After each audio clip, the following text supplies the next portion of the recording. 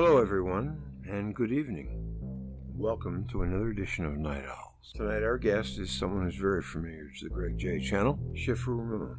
Graduate of the University of Kentucky, he has a degree in electrical engineering.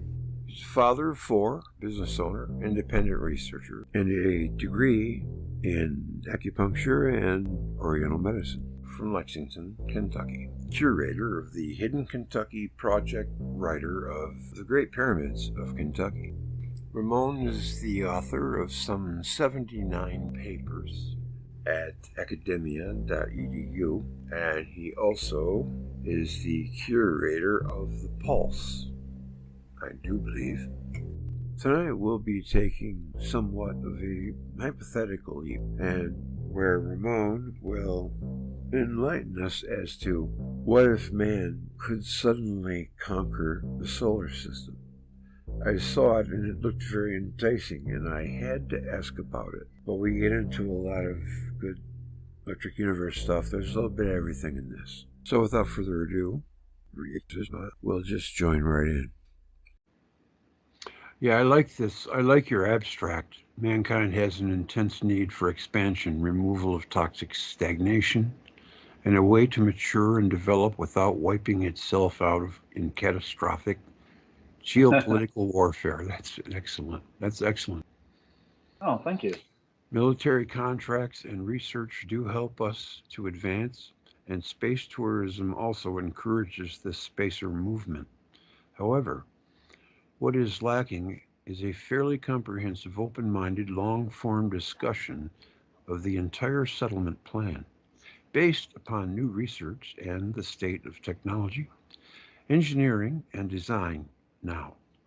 Furthermore, the missing context of our mythical and religious pasts, our current biased psychologies, and propensity to return to tribalism and anti-enlightenment, anti-rationalist values, as well as looming threats of a new Cold War and World War III, need to be added to previous science fiction optimism about a star fleet in order to avoid foolish Star Wars, said with parentheses, and other toxic behaviors.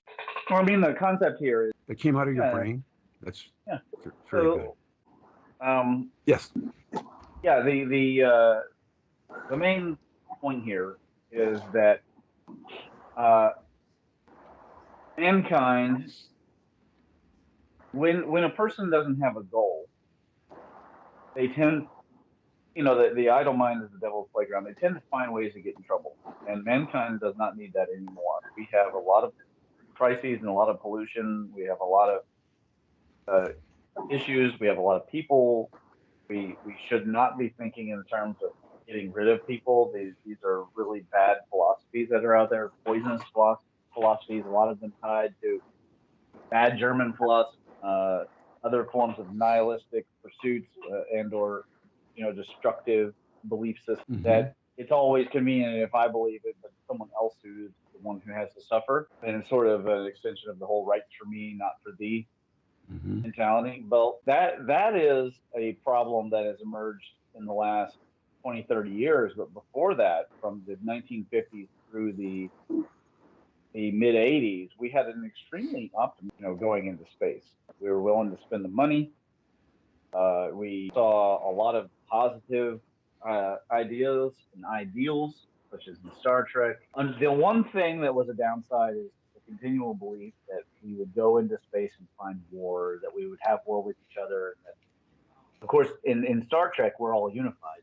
We're one planet working together. But we go into space and we encounter these other species and we immediately war with them. These are some of the psychological. Yes, I know a little idiosyncrasy about Gene Roddenberry and Star Trek. That's pretty interesting if you care to hear it.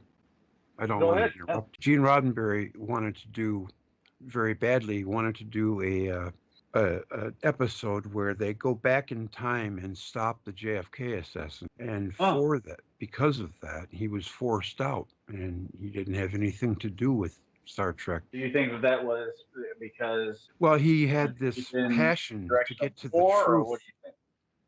He wanted to get to trying to use Star Trek to get there. And, The elites stopped them, just like they stop everyone with a good intention. Evil always seems to overcome good. It's the Well, opposite. that's one. I think it depends on how if you try to confront evil directly by yourself, you run being whacked with a secret hammer. Right. Well, However, the world JFK envisioned was the world with no nuclear weapons, with no racial prejudice, which would probably be impossible, but he was still trying to climb that mountain. And, he wanted equal rights for all. And Yeah. they murdered him like a dog in the street for it. And then, they got Martin Luther King, then they got Robert Kennedy, and it just seemed like good was murdered. It's been yeah, nothing well, in but malevolence ever since. a lot of ways that's true, and the derailment of our spacer movement into that, and now the only safe thing for the spacer movement, because the government's no longer behind this, you know, frankly, a not utopian, but certainly an international coalition of the peaceful settlements in space. It's now turning into war. Yes. We have we have the spacer movement is mostly invested in either government contracting or in space tourism. Yes. These are good developments, but there's a couple of problems. One is we still haven't dealt with our underlying problem with war mentality, war psychology, and Yes. we're acting like it's the age of Aries. We've already gone through the age of Pisces. We're entering the age of Aquarius, but we have not evolved ourselves in that way.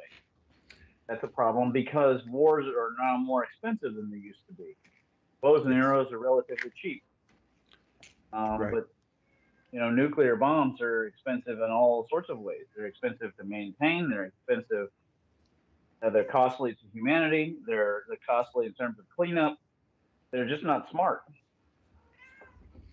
Plus, the annihilation factor is times a Yeah, hundred. Yeah.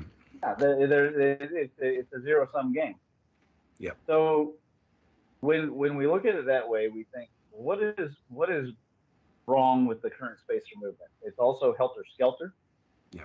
Yeah. Um, you have a lot of companies going for the same one goal, and they're hop skipping past the obvious. In Hmm. particular, they're wanting to settle on Mars when they should be focusing on the moon. That's obvious because you need to practice the difficult environment. I watched a video with Aaron, and he showed it to me. They were doing these domes, these self-expanding domes, and I said, "Well, where is this company located?" He said, "Oh, Southern California." Well, there's your problem because you can design it and it can look really good on a computer and you can function very well out in your back lot, but would it function on Antarctica or in the Chilean desert? Hmm. If it can't function in those extreme environments, Sorry. to function on Mars. Hmm. And it's sort of like a boxer or a MMA fighter. You have to train to a certain degree Hmm. in a very difficult manner to cross that edge to become a champion. And for us to really be in space, we have to, Yeah. and to become champions in our hearts. And for the most part, most of us couldn't make it. So the paper addresses that we really cannot send anybody into space who doesn't have a what I call a TIQ, a technical IQ of at least 120, which is going to be a few people, uh, these days. We'll have to have entire aerospace universities to address all this stuff. Now on the gateway, if you want to click the tab next to it, click the gateway tab there. This is a good place for people to start, even without the paper, because what are we really talking about? We're talking about an acronym that is part of a kind of like a strategy and a business plan in order to get us into a society in space. So there's the society part of it, and then there's the movement part of it. Society part is kind of like a community, not different from our plasma electromagnetic cosmology community or our archaeological community. It's Mhm. alternative. The difference is this community is getting government money, which is a big deal. Mhm. Now, it's expanding really fast. There's a lot happening in the aerospace industry. It's one Mhm. of the fastest trees available. Mhm. Right now, here are the possibilities. There's Kepler College, there's International Space University, Colorado School of Mines, which has a Master's of Resource Mining, and the Arizona Thunderbolt School. There are also some companies that are associated with what Aaron and I are working with. Mhm. And some of these, there's some societies that are also going to get added to this, and Mhm. people will be able to actually purchase memberships in those societies.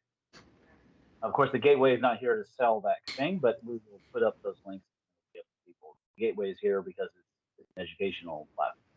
Yes. Um, and here, when you click into what's in the name, it explains more in general about this the spacers uh, movement. And then, of course, I have the first paper, the Berkeley Polyspace Superweb. We did that show last years ago. Remember that? And Yes. the neat thing is the embeds. You can see the animation happening right Yeah. inside the thing here, which is nice. You It know, makes for easier research. It's more it does. friendly, viewer friendly. Yeah. Um, but I also go over here the Mars mission opinion paper I did some couple years ago. Let me ask you a question about the moon, because you said that we should think about the moon before Mars. And, Yeah, 50, absolutely, 50 years ago, we thought we conquered that. And it's still open literally debate, did. I guess, if it really happened or not, but I think it did. Oh, And it definitely happened. now there was some kind of rumor floating around, and I have to address it, that we were kicked off the moon. Do you think there's any kind of No, I don't personally buy. relevance in that? You don't think I that's don't. true? I don't buy into that. I do completely buy into uh, the secret space programs and the transfer of Air Force technology into the new Space Force. That there is going to be a huge power shift in the world, and God help us if the Space Forces becomes part of the deep state. To be honest with Okay, I have to ask a follow-up question, and that is, then the guy who came forward for Greer, he worked at, and he said that he witnessed them covering up pictures of buildings on the dark side of the moon or the far side. What, I mean, you think that's BS too? you. Yeah, I do. Okay, okay. His name was So at Wolf. any rate, Yeah.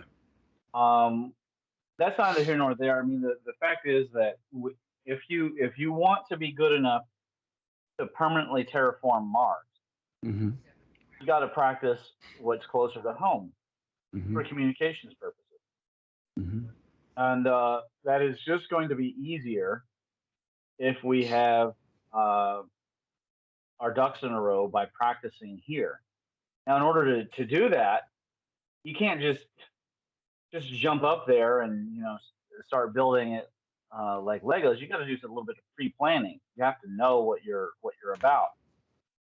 Duplicate, triplicate, quadruplicate our entire helter skelter approach and still not have enough people and resources going into it to really complete stage one in a manner that is forward thinking about the future of space expansion. So the point of this paper is to give a general framework for how to do that. For example, making the point not only about the aerospace universities and the TIQ, but about certain AI chains coming together, how to pre-engineer. Then there's various industries that I mentioned that need to be invented in order to cover a lot of the problems. Then you have the issues of energy, computing, transportation, uh, how to actually deal with the asteroid harvesting, etc. And the point of the paper is not to be completely comprehensive. The point is to actually open it up. And I would say more than I've ever before appealed to the audience to come and write EPMC papers. The only section that is current is the state of the technology section, in which I go through the current standards of where things are from page 48. Mm-hmm. And that is an important section, but most of the paper is forward thinking, and it starts with phase 1, 2, and 3 of stage 1, and then goes into, as the stages progress, becoming a little less uh, precise as to what has to happen, so Well, much as let's. a general overview. But the stages are very simple. You have the moon, Mm-hmm. you have Mars, you Let's have dive into Venus, one. asteroids. Well, okay, we will. Okay. And then beyond Venus and the asteroids, then when we have enough backup planets where we are settling, we feel pretty good about our ability to terraform, conquering the Jovian system, conquering the Saturnian system, Mm-hmm. conquering Uranus and Neptune, establishing our the foundations for international travel with the basis of using the Birkeland polyphase superweb. And people will remember from our previous discussion that means Birkeland currents and polyphase meaning power of multiple phases and also communication. And the superweb just implies the size of all these things. Mm-hmm. So, there's a small recap, especially because of the Birkeland polyphase superweb. There's also some mentioning the various MEMS papers and talking about operations research and things like that. It's really not Yes. that problem. Not that. I mean, it's just an introduction. Solving world problems, etc. I mean, there is an issue with inflation. There's how to actually do this stuff, because the America has one of the only strong financial currencies, and it's getting weaker. And there, it isn't exactly clear why they would want to make it weaker. That's probably where the people are going to say the aliens are doing it, or the New World Order or whatever. And yeah, I mean, maybe it's probably true that that's happening. But the thing You is know, that we have these huge problems on the left of table 1, and I'm trying to provide solution sets on the right. Now, just for some a of these second to address are really operations big. research. I'm Operations sorry. research is a I, form of I, I science. think that if every person applied operations research to their life, they couldn't help but be successful. Successful. I agree. Yeah, Yeah. for people who don't know, operations research was a science that was invented Yep. in World War II by the Army. Mm-hmm. It's since morphed mostly into data analytics, but it's not only data. There's just not enough people who are doing it who Mm-hmm. really understand it. Most of it's Right. programmers, and that's not the same thing as being an operations research analyst. Take a look at it. When Because you if you're first mentioned it, I never heard of it before, but I took a look at it, and you're absolutely right, 100%. That it's huge. every person It's should huge apply money. it to their life. It's huge. Huge money. Mm-hmm. Um, yeah, for most people, they're not aware how, for example, the logistics program of UPS and the whole no left turns that all came from. I actually spoke to the guy who implemented that program. It took him 14 years to convince the UPS board to do that, and he had to prove how much money it would save, etc. And it's Mm-hmm. called Project It's just a Orion. big Talk marketing to that tool. guy. I mean, he was battle scarred from having to fight those board battles. His first one didn't work, and that's part of the reason. But I mean, it's Mm-hmm. hard stuff. But once it's working, and now with the AI, I mean, he would be able to accomplish the same amount of work in a fraction of the time with the AI. So, here are the main solution sets that are most important: true game technology, deep mining, plasma double layer, and magnetism, complete control of magnetic fields. We don't really have that at Renegade present. said you do. We Be. do have some shaping going on, some really interesting things happening in magnetism. A whole lot of things to do with water, including underwater and permaculture and desalination. We need to, in order to terraform, we really need to either produce atmosphere, which would be expensive, Renegade said you or do. transfer the atmosphere from Venus to Mars. And that's a much better solution because that will reduce the amount of pressure in the atmospheres on Venus, and it will increase back on Mars. It's really just unfortunate that Venus took Mars's atmosphere, so we have to put it back. It sure seems that Uh, way, yeah. it's going to take some time. Yeah. Um, so the first section of the paper, I go through the different technologies. Mm-hmm. Ramon Deep C said they mining definitely want that. and volcanic mining is really kind of a no-brainer. I mean, the volcanoes are pumping out uh, molten metals. That's passive energy, and then you have the deep mining. We really Mm-hmm. can't afford to keep surface mining and destroying all of our arable land for just mere atoms of Mm-hmm. gold and precious minerals. We need to get deep down, and Yeah. this will generate a desire in mankind to The truly finally deed is create done. those AI robots and put them where they need to be instead of in the streets, trying to control each other or having war with them. Mm-hmm. We won't be able to afford that. We'll need to put them into doing difficult tasks, places that it's hard for humans to go, to build the things that we need in order to create environments that we can then survive. Mm-hmm. Okay, and that's exactly what these robots should be for about. They should not be There should not be guns and weapons in the hands of these robots. Yeah. There Oh, should be tools and it's the building. first place they go. Yeah, well, that's our obsession. Again, we have to No doubt. mature ourselves. And we're only going to mature ourselves by holding ourselves accountable in a difficult environment. And on Earth, that difficult environment will be either under the ocean or under the ground, right? We have to go beyond deserts in Antarctica. Deserts in Antarctica is the beginning. Now, of course, Antarctica is useful for practicing for the North Pole of Mars, and the deserts are useful for practicing for the moon. But those environments are still really kind of sissy because they're not full of the radiation and temperature extremes that we need to conquer. And these Yeah. are not simple engineering problems. It's not like you can just use a rubber gasket, seal your windows out there. The extremes of temperature on the Mars or Mercury. I mean, these things will corrode and degrade, and a small problem like that could kill everyone in a flat out second. And that's why I do think people should watch the Martian, because as silly as the movie is at times, it does demonstrate this principle. One small one small thing nearly costs him his entire life, and not just the explosion part, but the fact that all the food is dead. And these environments are not easy to survive, and you're far away. I mean, if anybody's ever been stranded because they ran out of gas or their tire popped and they couldn't get all, it's a very eerie feeling. And and then if you've ever been out in the woods, truly by yourself, not knowing if anybody, like thinking, oh, what would happen if I, fell off this cliff and I broke my leg and I couldn't climb back up? What would I do? Well, now multiply that by you're out in the middle of space. It's not like you can just order a new spare part so that you can, filter your carbon dioxide into oxygen. Apollo 13 was between the moon and here. We couldn't get to them, but they had the support of basically constant communications with us, Mm-hmm. and they were still inside the Earth's atmosphere. So there was a certain level of protection from our magnetosphere that was still in existence. That is not going to happen when you're out past Jupiter.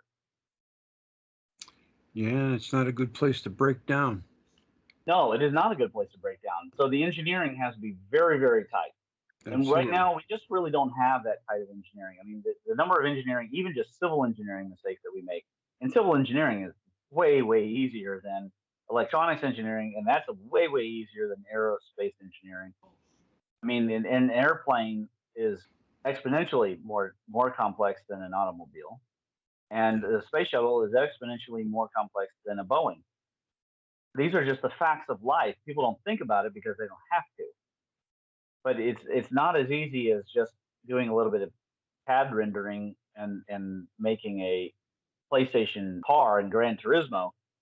These things have to work, and they have to work very consistently, Yeah. and they have to be reliable all the time. That is not cheap, and it is not quick. And here's the other issue: there has to be an entire backbone for the production of these materials, because otherwise we will destroy the planet that we are living on, like the surface of it. Like we are The doing. Earth will survive without us once we die off, but the surface will become unusable, and then we won't have the actual materials or the time left for us to survive to get to the subterranean living or to the sub ocean living, and that is not acceptable. Yeah. So here I have a proposed for stage 1 to 2 industrial architecture, and launch port here could be, the beginnings of a new city, for example. So if a person out there, let's say you are a person who just likes to be in charge, you're super in charge kind of dictator type person, start a city. Stop trying to take over, the United States or France or wherever you're at. Start a new city. Yeah. Learn the civics of it, and in that city, uh, create all of the industries that surrounds building something that will be one of thousands of them on the planet, all designed around bringing mankind's industries into space for living. Because the Earth will become the source voltage for the loads of the moon, then Mars, and then Venus, all just so that we can survive a Cat 9 or 10 event. That's presuming the sun doesn't explode and take up all of the above in one go. But presumably, a CME should not hit, the Mars and Venus and Earth all at the same time. Mm-hmm. Really, truly terraform those. What are we going to need? Each of those planets is going to need potentially hundreds of thousands of giant terraforming facilities. Where's the materials going to come from? Very fine materials, very important materials. They're going to have to come from Earth in the beginning, until we find the equivalent minerals in the asteroid belt in on the planet. Mm-hmm. And that's going to require the co-development with our androids and cyborgs and our AI working together with us to build these things out. So all of these things are actually huge facilities. Yeah. I mean, the commodities is not a facility, obviously, but the refinery, deep mining is a whole industry. The volcanic harvesting is a whole industry. They come into the refinery, and everything goes into the assembly. All the commodities and the refinery, all this stuff is going into the assembly, and then it's being taken from there to a launch port. And those launch ports are, of course, not using liquid fuel rockets because that's toxic and wasteful of oil. And I cover Well, that later. it's said that we're right on the verge of unveiling the next gen in military aircraft, which I would think would be the TR-3B that operates on electrogravitics. We know it exists. Yeah, It's R7. existed since T.H. Brown or whoever that guy was. T-bound, yeah. Yeah, T. Brown. And There's a I'm section certain that they've perfected it. But on see, the I'm site. pessimistic. You're very optimistic because all of this means that there's going to have to be a level playing field. And in order for that to happen, the people who keep making advances either get bought out or rubbed out if they don't give up their design. Just look at what's happening with Sapphire Project. That Well, thing. yeah, I mean, yeah, that's quite possible that would happen. Have you seen this video before, by the way? It's No, I don't believe I have. yeah, it's pretty good. I won't play the whole thing, but I'll. No, that's okay. Yeah, I don't mind. Can you play sound? No. It's pretty cool. I mean, it goes straight up, Yep. Yep. and it's not ionic wind. Wow. What's it with? It's just electricity. It's just using electricity. Yeah, electricity, of course. Of course. I should have known that. Bifield bound effect. It has nothing to do with Electric ionic. universe. You see these explanations claiming it's ionic wind. It's not ionic wind. Okay, it's the Bifield bound effect. The whole thing is This is everything's this is what they, military. this is what they have in the military. Correct. That this is what they have. This is Yes. people want to know what these UFOs are primarily. This. Yeah, that's what I think. They're ours. Yeah, primarily. Mm-hmm. But at any rate, so there's a whole section on the Renegade site said here. the If you go expected. to, of course, there's the gravitation section, but also in the EU research, there's an engine section and there's a generator section, and there's also here gravitation. Oh, there's this Osteop guy. He's got electro hydrodynamics. Yes. I mean, there's a lot in this site. It'll continue to grow, by the way. Mm-hmm. Remember, I don't belong to the Thunderbolts project, right? So Yes. I Yes. I promote the PEM, plasma Yes. electro. Yeah. I'm not going to go with electric only or magnetic What only or is that plasma nuclear only. mushroom? Oh, that's I think that was France did that one. Even a nuclear weapon is an electric effect. Yes, yes. Hmm. All these things here are PIM related. Yep. Everything you see. Yep. Right. So, so we're going to have to go to electromagnetic launching, Yes. and we're going to have to build a hauler industry. Yep. Everything that's in here is a potential for somebody to become a billionaire or a multimillionaire. Not a single millionaire. I mean a multi-hundred millionaire. Yeah. Everything that I've given in here, if you take it and you go off and you start that company, that industry, that school, that AI program that teaches other AI programs, right? I have a whole chart here about the different AIs, centralized AI, the function-specific AI, and of course the dark AI. The dark AIs are already on the rise, by the way. It's not just Facebook. I mean, the foreign adversaries and scam artists, they're building these AIs to target people, and they're becoming really good at it. And Yes. it's not just Unfortunately. about identity theft anymore. It's all sorts of fakery that is Mhm. possible, and they teach these AIs how to trick people and make it just a simple game. So we're going to have function specific AIs that go out and they specifically look for these kinds of programs and then take them out and attack them vociferously. All right, the government will not be the only ones able to do hacking anymore. I mean, it's going to become a wild west. The Web 3.0 is already headed in that direction. Facebook has launched their metaverse. That's their way to try and take control of the Web 3.0. China's going to try their own version of taking control of the Web 3.0. I have my own strategy for how to control the Web 3.0. The bottom line is that Web 3.0 is going to be a really important step. If we make a few missteps in the so-called opening of the chess game for phase one of stage one, remember stage one is terraforming or settling the moon, not just going to the moon, settling the moon, like having a city there that is a spaceport and a communications beacon, something where we're able to go from there to Mars or to Venus very easily You instead of know, having. there are those that say we've done it before. Well, yeah, but I mean the thing is, every time we have to leave Earth, Earth has higher gravity than the moon. We've got to Yes. have Yes. a place where these asteroids and commodities can come to the moon, go through manufacturing, and easily lift off. And the gravity being less, it makes it much more functionable, and it's a good staging ground, anyways. And it's also a good forward location for us to look for these asteroids that are coming in that are serious threats. There's so many reasons, and it doesn't matter. We are going to the moon. Right now, there's a race in the military between China, Russia, and America to get to the moon to establish dominant military base. Yep. So, regardless of what you and I think about that, it's happening.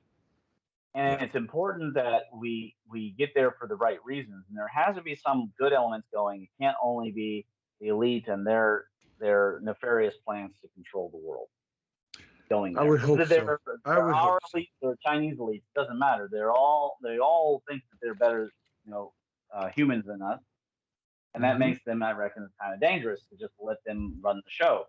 We have to mix it up with them. We have to train our children to be high TIQ. It's not like our education system's working anyway. Nope. Let's just abandon that form of education system. Have all of the major education go towards increasing TIQ because these kids are already investing themselves in TIQ, but they're doing it through social media and they're becoming inculcated with really bad habits and bad ideas about what reality is. So we should take advantage of their desire for high TIQ and just move the humanities and the arts and sciences into like special like after school programs, homeschool programs, things like that, and move our society in general towards the TIQ because that's exactly what our adversaries are doing in China. And whether or not you want to be an adversary with China, you are already an adversary with China. They've already declared war on the Declaration of Independence, I on your want Bill of that Rights. tattoo of They've declared Aristarchus war Crater. on the idea of Creepy looking. liberality and freedom. They don't believe in that in the one party system. So you don't have a choice. It's sort of like you may not want to fight anybody. But the moment you go into your car and Just somebody kidding. comes up and they start punching you in the face, you're already in a fight. You don't have a choice then. Yep, And that's where right. that's where World War 3.0 is. That's where the new Cold War is. It is something that people have to get to grips with. I don't want to have a civil war because I want to love my neighbor. But of course, if my neighbor forces me to, that'll be a different story. Well, there are a lot However, of states that have considered conceding back to the Civil War again. it's more about the issue of between neighbors, and the more that we tear at each other's throats over politics and culture, Mm-hmm. over nonsense culture too that isn't even real. I mean, it's just propaganda that's been created for the purpose of demoralizing our society.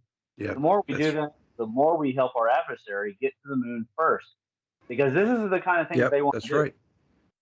Yep. Now, if China gets a hold of my paper, when they translate it to Chinese, Yeah, they'll use this framework yeah, and they'll improve on it, and they'll teach it to AI, and they'll continue to move themselves forward. yeah. And The plus, question you is, have to are get they going to past lead the or are we going other. I try to find a way to get in, but you make it hard. to? Go ahead.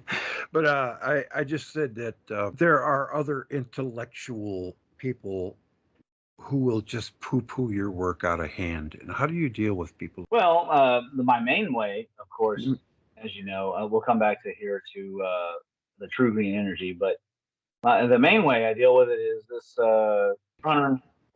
442 citations. If they want to begin attacking 442 citations, then they're more than welcome. I noticed there's so much rivalry in every genre, even science. Yeah, Scientists, you're not allowed to make a new discovery because it's against the paradigm. I mean, how are well, we ever going to beat that? you beat it with effort. The Bible says, roughly paraphrasing here, "Seest thou a man diligent in his work, he'll stand before a king." And in our society, billionaires. Yeah, So I want to attract the attention of smart people like Elon Musk with the accessibility and the talent. And yeah. so all I can do is be the change that I want to see. Now I provide this huge glossary of acronyms, Musk and is an operative. they might they might actually say, "Oh, well, none of this is real." Well, I call it science fiction. You can attack it if you like. However, this is the way that science has progressed generally, is that Yeah. people think of these things first and then they go out and they test them. And that's all MIMS philosophy in action. I thought of Yes. this today. One of the great things about the MIMS philosophy, which was birthed out of our cosmology, is that it's a self-consistent philosophy. The whole point of MIMS is to create life-generating philosophy tools and projects. Well, the MIMS philosophy itself is a life-generating philosophy, so it's self-consistent. That makes it very hard to undermine it.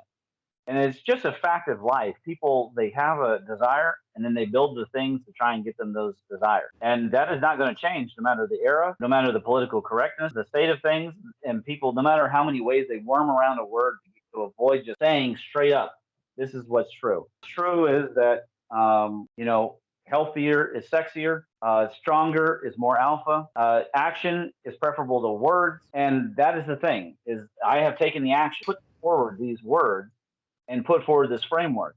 If someone has a better framework, I'd like to see it, but nobody's going to put in that effort when they could just take this framework and they could critique me all they want, or they could adapt to it. Take this list of True Green's energy. Okay, is anybody going to argue that volcanoes don't continuously move charge up? There's a whole science fiction movie based on this, like producing your own. I mean, it's absolutely insane that we do not actively build geothermal cities. Water, solar, wind turbines, especially the vertical orientation, tidal turbines, earth resonation, like the Giza power plant, atmospheric energy, radiant energy, of course, just capturing what's from the sun of all the spectrum, not just the physical light. Thorium nuclear. China's building a thorium nuclear plant. They said, "The heck with the West. Yep. Everybody's tired of waiting for the West to get its thumb out of its ass.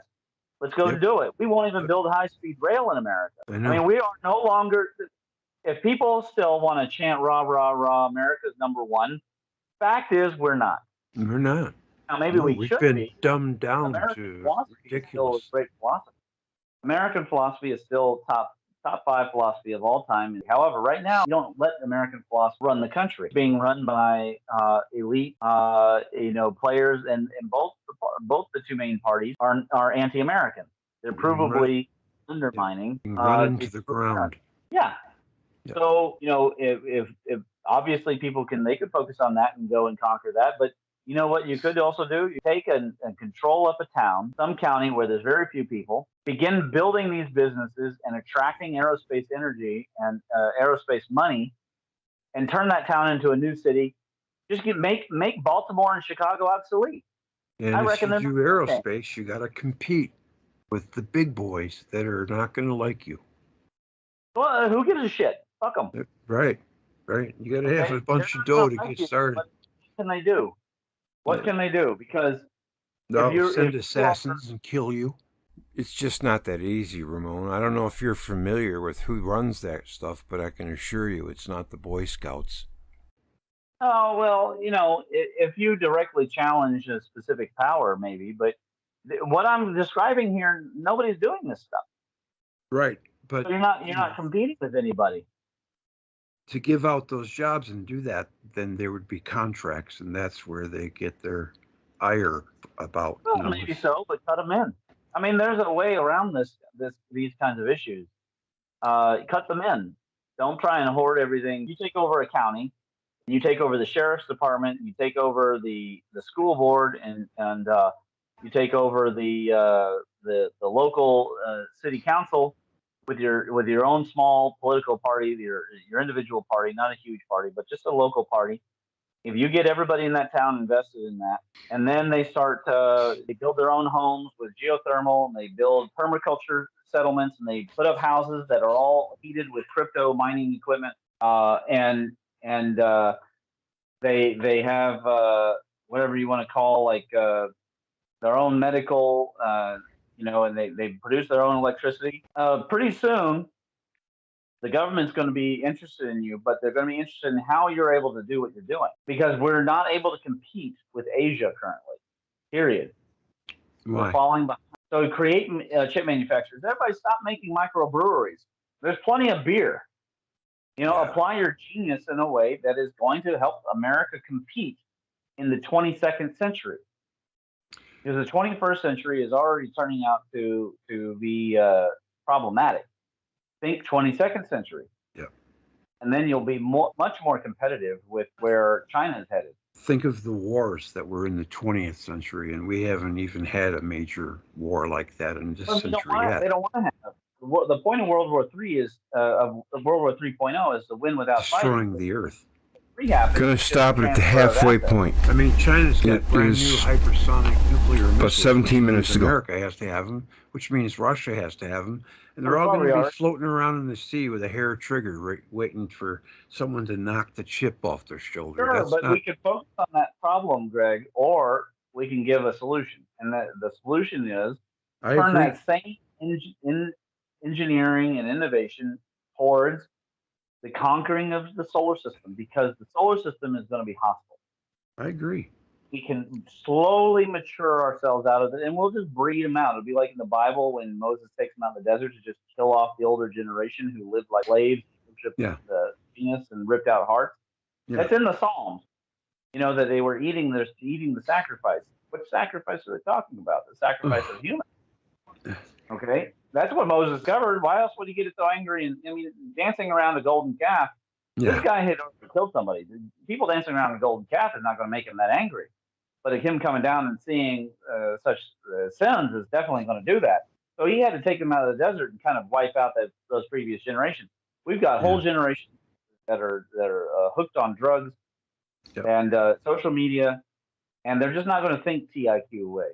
So we slowly build it. We create the schools and create the aerospace programs, and we will slowly mature ourselves out. It'll take a couple hundred years, but it'll slowly happen. In that time, we will get used to the AI. We will Android. We will have a growing number of people who are cyborgs. At first, of course, it'll be people who are injured. Then it'll be augmented design, like Ghost in the Shell kind of idea. You think it's going there, really, huh? It's already there. We're already doing that. Yeah. Cyborgs? Yeah, absolutely. What do you mean by cyborg? mechanical and computer parts for humans. Yeah, we're already integrating that stuff. It's already happening. Interesting. Yeah, and we're going to need cyborgs for these kinds of environments. What do you buy of the AI scary turning on mankind thing? But yeah, I mean, if you go again, but wouldn't there be redundant systems? Centralized AI.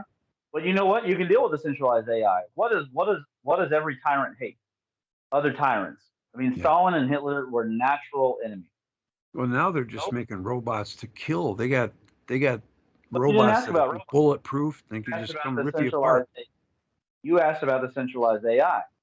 And the centralized AI, the Skynets and the Colossuses, yeah, the Colossi, you can build their own competitors, and you can also build function-specific AI to come and rip their guts out, to hack them to pieces, to DDoS them into oblivion, and then they become functionally unimportant. And then eventually it'll be too costly for Facebook or Microsoft or whoever to operate a centralized AI that's trying to control everyone.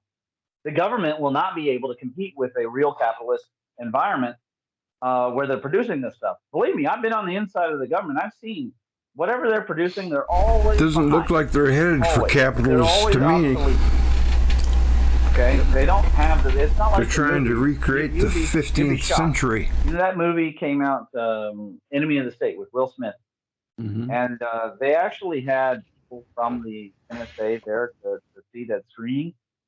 And they were so shocked at, first of all, they were angry about the plot, but then they were just, kind of chuckling themselves because the NSA had nothing like what was in that movie.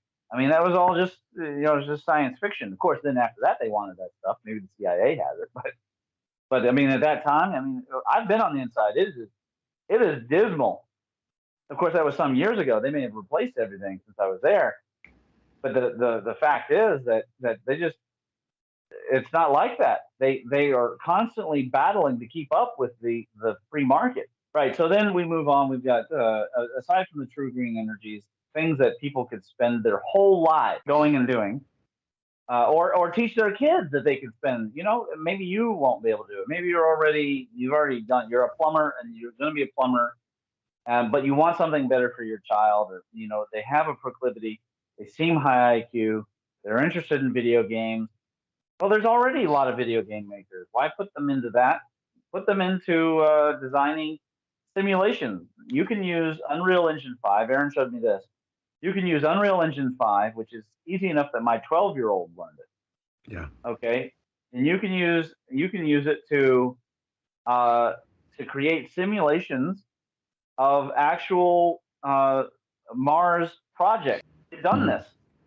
Unreal Engine 5 Mars settlement projects simulated. And so the kids can do that and become of use to not only the country, but the industry, and to make really good money doing. I talk about seed cloning, how we'll actually get, to terraforming.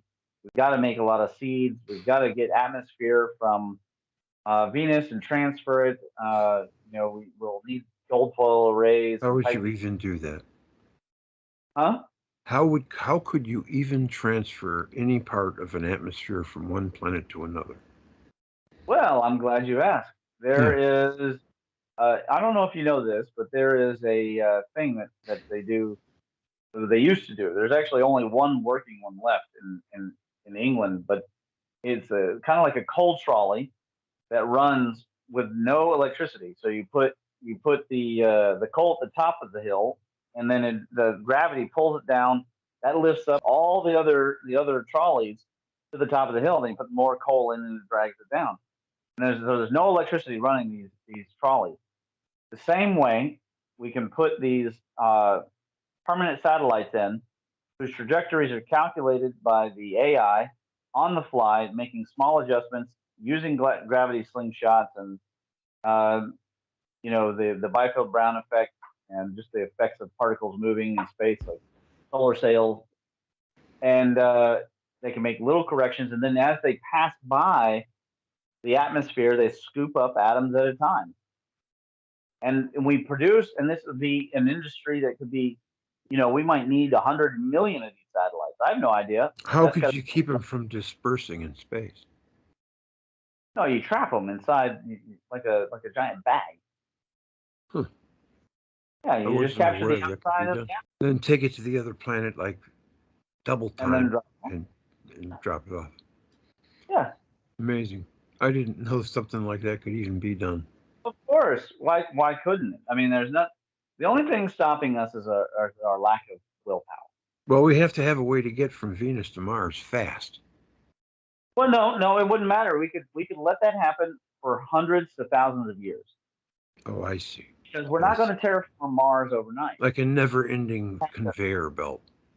Yeah, we're going to have to also build these rapid deploying, what I call rapidly deploying manufacturing centers that will set up not only in the center of Mars, but also at the Mars North Pole, where they can grind up the ice and launch it with these EM cannons towards we want their lakes. And we just have them continuously launch water across the planet. What is that picture? Scroll up a little bit. I'm seeing it. It's moving. It's like a little ship. What is that? No, that's from Cowboy Bebop, the animated series. This is the idea that they had for a Mars city. So instead of terraforming the whole planet, you start with an area. I see. And then you put out atmosphere. The problem with this is animation, is that there's not enough atmosphere to hold the pressure. So all the pressure that you'd be generating for people to breathe in an open air space first around the planet. We need to get much closer to 1 atmosphere in density for this to work. And we could do it, but it isn't going to happen overnight. Do you really believe that Mars' atmosphere is 1% of the Earth's? Because how could parachutes even work if that was the case? I think it's going to be more like... Well, you just lengthen the amount of... Earth is 15,000 feet. I mean, you lengthen the amount of distance that you're doing the drag. Here's the problem. You're not going... Look at here. The Saturn V rocket was 85% propellant by mass. 85%. We cannot afford to use liquid fuel rocketry to really, truly colonize space. Absolutely. Period. We would run out. Yep. It'd be an irresponsible use of oil. Yep. Oil is a vital. Skipping ahead here, all the way to part 3. Identify. You've heard of guns, germs, and steel by Jeremy Diamond. Okay, these are the things that no one mentions are actually the resources that drove mankind. And guns and germs and steel. It's oil. It's religion, science, just general MIMS in general. Which a gun is a form of a MIMS, right? I mean, if you want to hunt, the best way to hunt is obviously a firearm. Computing power, that's something that's been underestimated from the abacus on up. Technology in general, beyond steel. Finance, what nature does for free, and calorie and nutrient control like farming, and electromagnetism. I mean, these are big deals, and we need oil.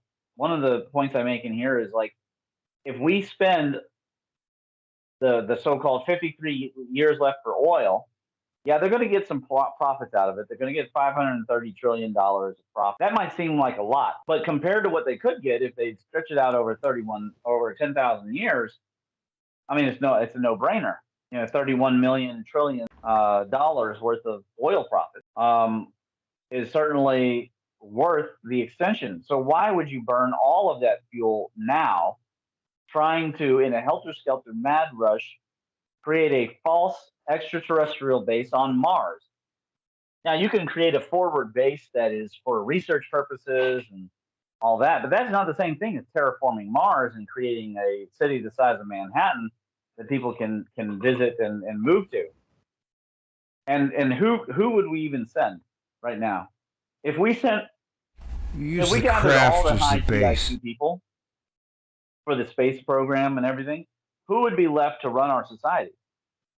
Let's be frank. Most of the people are out there. They can use their phone, but they don't know how their phone works. They don't know how to program it. In all honesty, I no longer have I'm not at the forefront. I had a computer engineering background, but I'm not at the forefront of all of this, of AI, of programming. I have to constantly fight to keep up. And the AI is going to beat us in all of that, but who's going to direct the AI? It's got to be people who have the compassion for humanity and an understanding, and are also going to move, or it'll just be war and chaos. So pick a choice. Which one are you going to support? If you are passive about this stuff, you tacitly support the direction that they're currently going, which is greed, sort of like an entertainment Bachian era, where just kind of whatever we all want to do is fine. I mean, who doesn't enjoy binging on a show? The problem isn't you and me when we binge on a Netflix show. The problem is that there are parents out there who are binging on video games and shows and neglecting their children, and some children have died. Did you know that? Did you know that children have died because their parents, both their parents, the mother and the father, were playing video games? And this is what happens when you have a species that has not dealt with it. Well, hello? What'd you say? Okay, I thought he said something. Greg, can you hear him? Hello? Yeah, no, I can't hear you. Is Greg there? Oh, barely. I hear you now.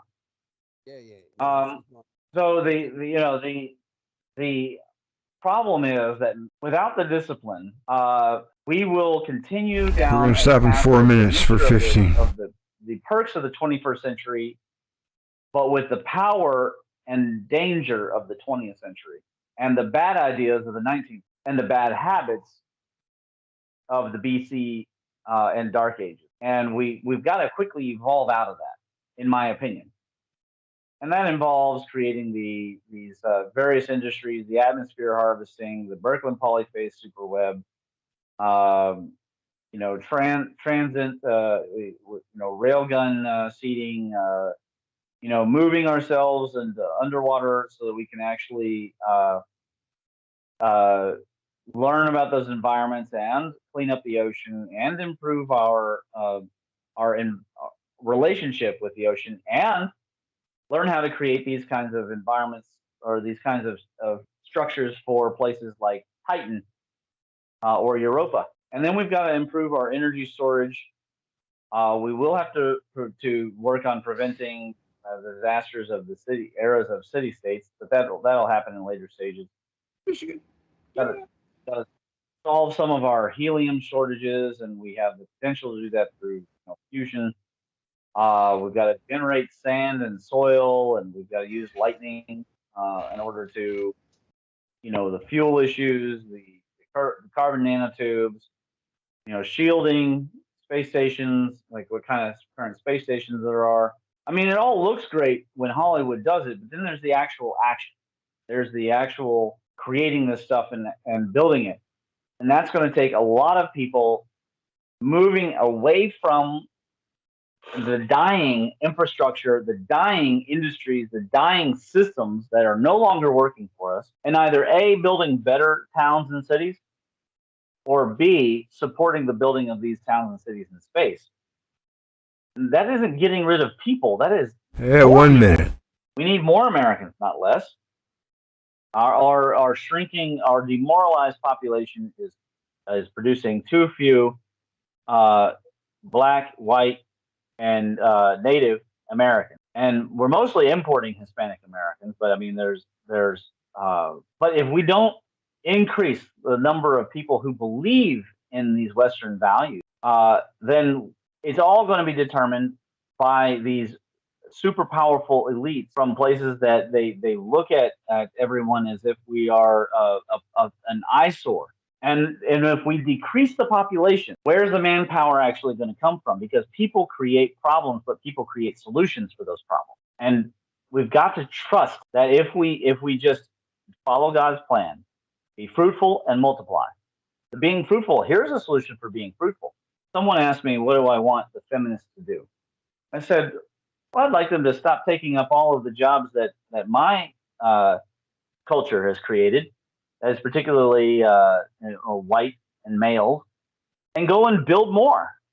Don't try and take over everything that we've done. Don't try and ruin all the comic books we've done. Don't try and tear down all of our statues.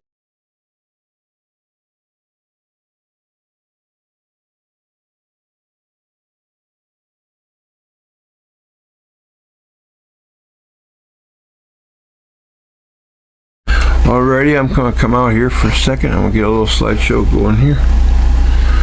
And get you guys acclimated.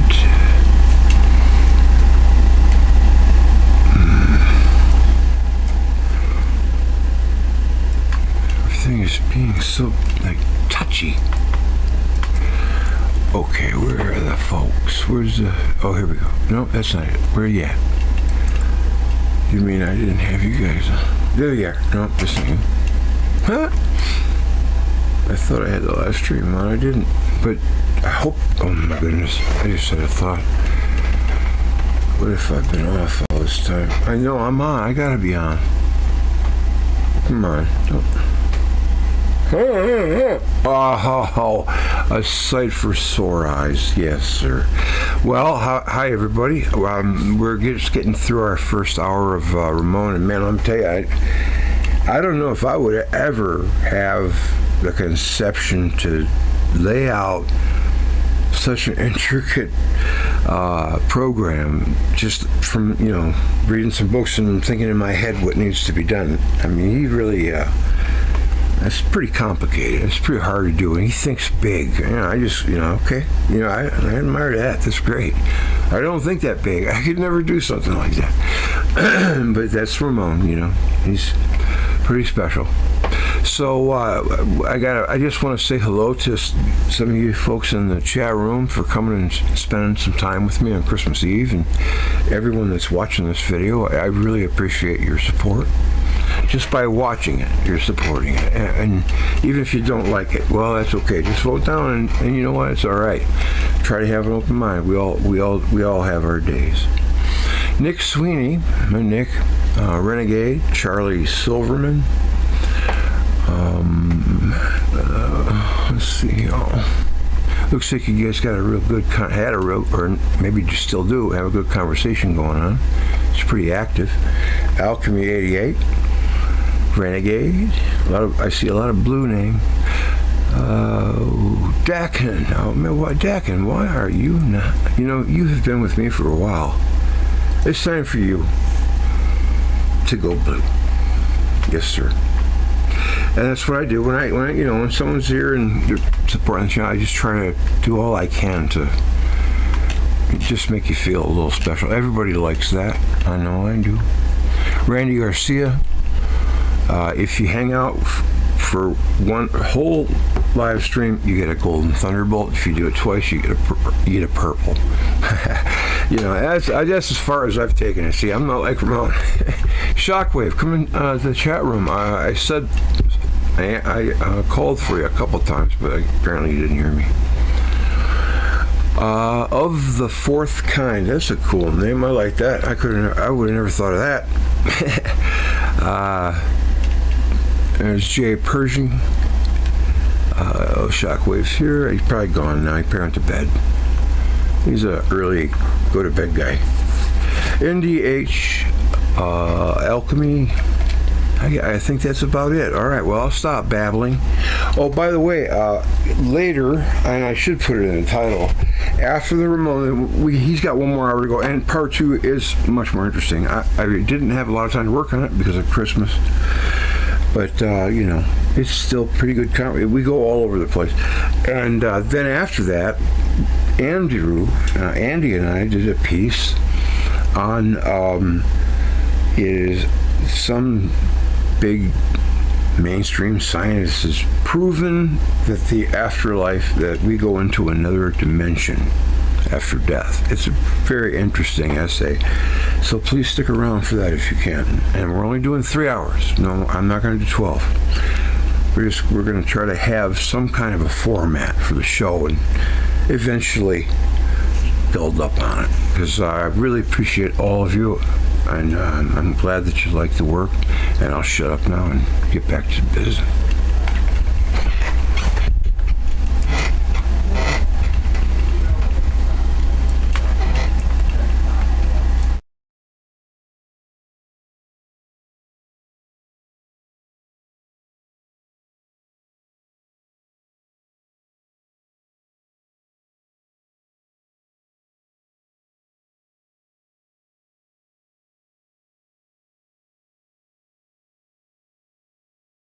issues, that doesn't benefit anyone. Create all new things. Unleash the creative powers that is latent within males and females and people of all races. Stop stepping on everyone's toes and say, hey, we've got to be fruitful and multiply. There is enough room and energy and resources on the planet if we engineer in a forward-thinking manner. If we plan out our satellites to where they're upgradable in 100 years or 200 years, that won't be a shortage. The real shortage is leadership. The real shortage is people saying, this is the next stage. This is how we get through this. Don't abandon it and go back to, kings and queens and guillotines. We've tried all that. We've tried, it saddens me to see all the anti-Semitism on the web. Well, that theory was proposed. There was a final solution, and guess what? It didn't fix anything. It didn't fix a damn thing. When was that? The World War II, man. Okay. Getting rid of the Jews did not solve anything. No. And communism did not solve anything. Fascism did not solve anything. Materialism did not solve anything. Capitalism works, but not greedy crony capitalism. Okay, and then nothing else matters. Yeah, no doubt. Nothing else matters but profit. I'm for plutocracy. Yeah, but on the opposite end, religious zealotry, that also did not solve everything. What does work from a whimsical perspective is creating philosophies and sciences, which and mathematics would go hand in hand with that, which support life and bringing happiness to people. Just kidding. What makes people happy? New things, adventure, conquering things. And if we're going to turn Mars it's really anarchy. A masculinized, industrial, skyscraper, military, base, that's what's going to happen. It's already happening in the Expanse. In the Expanse, that's exactly what Mars is. It's a federation of militaristic individuals, male and female.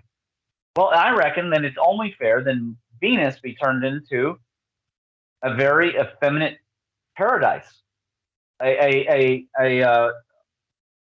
What would you call like a tropical green-esque, like Earth 2. And when that's done, when that's accomplished in 5,000 to 10,000 years. Yes, I was going to say. Okay, because there's 20 atmospheres. It has to be reduced. But when it's finally done, the Earth can be returned as much as possible to its pristine state. And by then we can take all these animals out of the arcs. We can clone perfectly by then. And we can repopulate the Earth with these species that have been destroyed by humanity's immature behavior. It is not going to happen overnight. I'm not pretending that it is. But it isn't going to happen by us sitting around with our thumbs up our asses and complaining and just living for today. Black Friday, the future, and become idiocracy. I mean, that's really what we're looking at. We're becoming idiocracy. I mean, he wrote that movie as a joke, right? Costco, for everything. But that's what it's becoming because people are running out of ideas. Why are they running out of ideas? Because they've ceased to see themselves as adventurers. I would say America is pretty close to a plutocracy. They're all pointing at each other, or mostly pointing at white males, and it's like white males have invented most of the things you use. How about you go and invent it? Yeah. If your feminism works, go and create something. Yeah. If your intersectional whatever works, go and create something. Don't create a bunch of nonsense philosophies that deny math and then expect that to fix the future. That isn't going to work. We cannot afford that in an aerospace. Only people who are interested in rationality and surviving in space can be allowed to go, because otherwise they're going to get people killed. Mm-hmm. And it has to be that way. Now, as for getting along on this planet, we're all going to have to build our own spaces where we can get along, or there will be a nasty civil war, a cultural civil war. And what a loss that would be, because it would set us way back. And if we became the next Egypt, who knows how many thousands of years it would take before we would be creating a serious movement towards conquering these stages. Phase one of stage one could take us 100 years or 1,000 or 10,000 years, depending on whether or not we get it together. 5 corporations own the mainstream media, and that's mostly all drummed up by them to keep tensions high. I go out in everyday Well, I life agree. and deal with people of all races, and we're always all pleasant to each other and we get along well. I think a lot of that is created. Yeah, I agree. But Yes. it's unfortunately the money is following the birds who are We have squawking the to money. get back a hold of the mainstream media, bring back the Individuals fairness doctrine. who are individuals who are willing to stand up to things like critical race theory, which is clearly racist and evil. If they are not willing to actually stand up and use their voice, well, then it's just going to delay everything because they're going to go off and get their. They're just grifting because they can shout louder, because they can get people canceled and blue check them to death, and get corporations with biases, political biases, to fact check them to death. That is a losing battle. The optics of it, everything. Stop fighting that battle. Hmm. Or if you're going to fight it, win. Go into the city councils and win. Don't put up with horse shit. Just take no quarter and get them out of there. Because we had a society headed towards the Star Trek future, Yes. and it got replaced with bullshit, with Hmm. philosophy that came from the early 20th century and then floated into academia. I'm still pissed And this is about it. all documented. People can go and learn about it. They can learn about it from Jordan Peterson or some other place. The bottom line is it's a huge distraction. Talking Hmm. about pronouns is a huge distraction. These so-called studies, they aren't sciences. Now, people can have those sciences. I don't care. Well, go have your community colleges and ruin your community college. We will create new aerospace colleges and universities where TIQ is more important because apparently IQ is a loaded thing. Well, TIQ is not a loaded thing. The question is, can you do computing and puzzle solving and mathematics? If you can't do STEM, you can't do STEM. There's nothing, but that's exactly what you need to survive in space. You won't need to be able to play basketball to survive in space. You'll need to be able to solve a complex engineering problem on the fly, or your children will, or your children's children will. And that evolution is happening very, very fast, anyways. Whether or not we want it to, no matter what a person thinks, there's a lot of people who are like Gen X or Boomers who think I don't care about computers and I don't want to. I don't want it. Fine, but your children, if you want your children to do well, you want your grandchildren to do well, then you got to encourage them in this direction because that's the way it's all going, anyway. Whether the elite are making us do it or an emergent property of the internet is unclear. It's probably the emergent property of the internet, but it could be also the elite want, cash cows. And it's fine if some of the kids go off and use their computer skills to like draw anime or to write, uh, video games for apps, for phones or whatever. But at some stage, it has to go to that next level. We have to make uh, strides towards true green energy, not this photovoltaic crap or horizontal wind turbines. Those aren't going to work on a high scale. We can't even recycle those horizontal wind turbines. They're just burying them. It's a huge waste. We have lots of infrastructure. The kind of contracts that I'm talking about is quadrillions of dollars of contracts. People should be licking their lips. I want to take advantage of the greed. Quadrillions of dollars of contracts to build this future. And what's great about it is it's interesting. Yeah. Like building, like okay, this portable bridge built by the Marine Corps is actually a complex. It's actually a very complex engineering problem. Well, imagine creating these. Reminds Imagine me of creating. Caesar. Well, yeah, but that's a need. That's solving a need, like Caesar had. Once again, He had for a need. military purpose. Yeah. Okay, but we have a need for these deployable, unfoldable bases on the moon and on Mars. Yeah. People could spend time engineering that kind of stuff. We've done the rovers. Now it's time for the next level.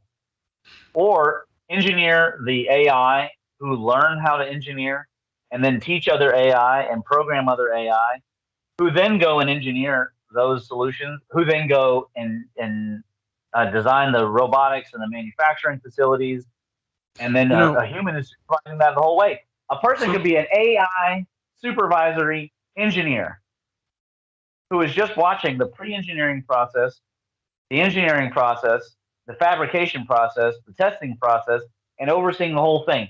It's sort of like a version of a systems engineer, but it doesn't exist yet. You guys can be the first ones to go and do that. This cosmology could lead the way. Your community could lead the way.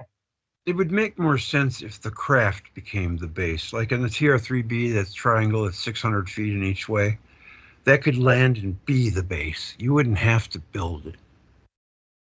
Well, I mean, yeah, but you still have to get out into space. You still have to get there. And besides, that's only 600 feet by 600 feet. What do you reckon you can do in 600 feet? 2 football fields. That's pretty big. It's pretty big, but you're gonna need what? You're gonna need thousands of those for a single terraforming base on Mars, and you're gonna need tens of thousands of those around the entire planet. Well, they have people that stay out in the desert in little trailers. Huh? They've had. They say you gotta pollute the planet in order to make it grow an atmosphere, but it doesn't have a magnetosphere. What are you gonna do? New Mexico, and stayed for like 2 months in a little inhabitable enclosure where they grew their own vegetables and everything. Yeah, but it's still not permanent. That was supposed to be a study to see how people would do on Mars. They weren't that big. Not a terraform. We've got to up our internet. You know, we've been stuck on the Intel standard and 32x standard. We've got to get to real 3D internet and up the number of bits that are being used. VR internet. We already have. Not become addicted, because right now we have a problem with people becoming addicted to the internet, becoming addicted to that, and losing their touch with real reality. We don't even have a MIM solution for that. China's solution so far is just ban kids from the internet. We'll see how that works. I don't think it's going to work. That's what they're going to do. They're going to ban. Could you imagine how absolutely boring life would be without the net? I don't think that's a solution. It's not very mimsical, that's for sure. Because the problem is that a lot of this stuff is an emergent property of humans' interests and needs. We have a need. Joe Rogan was talking about somebody's personal theory was that we are the little robots designing the consciousness's future and engineering the entire thing, and we are compelled to do it. No matter how miserable it's making us, we feel compelled. That might be true. I don't know. There might be something to that. But I would say that humans will definitely feel happier if they feel like they're in control of their life, whether or not they are, and if they have something that they're working for bigger than themselves. And conquering in space is a way to feel that way. You're not really in control. Nature's still in control, or space is in control, or the government's in control, or the AI is in control of the engineering process. But if you are the middleman for the hauler industry and you're negotiating Bitcoin futures contracts or NFT contracts, which control part and parcels of asteroids, and these contracts are then negotiated in microseconds between Amazon, Intel, Ford Motor Company, Rolls-Royce, and Boeing, and then they all split it up, and you're the person overseeing this process and making sure it's fair and ensuring the deliverables. You're going to feel like you're doing something important for the world. I want to ask you a big question. Might be something an AI could do, but you're still going to feel part of the entire process. So there's still going to be people who are doing corruption. So there's still going to be a need for space police. There's going to be a need for space security. There's going to be a need. There's going to be space mafia. There's going to be space. There will be room for space pirates. Yeah. Whatever we have now, there's going to be 10, 100,000 times the need space pirates when we get into space. People have got to stop seeing enemies as the problem. The problem isn't unwanted babies. The problem is that we're getting rid of potential manpower and IQ and TIQ. Yep. Because people make problems, but people make solutions. Congratulations. That's what's clear Mr. from the Gates. philosophy. People make problems, Mr. and people make solutions. You I want to ask you a create. question that's I'm interested in your opinion.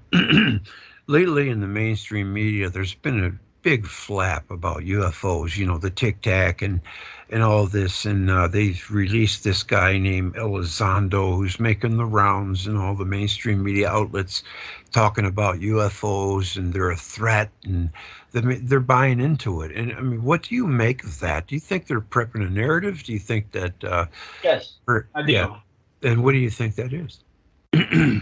Well, I think it all has to do with, again, the presumption of the elite is that there are too many That's idiot right. people Greg who are makes it draining the interesting. planet and destroying it. That is their that.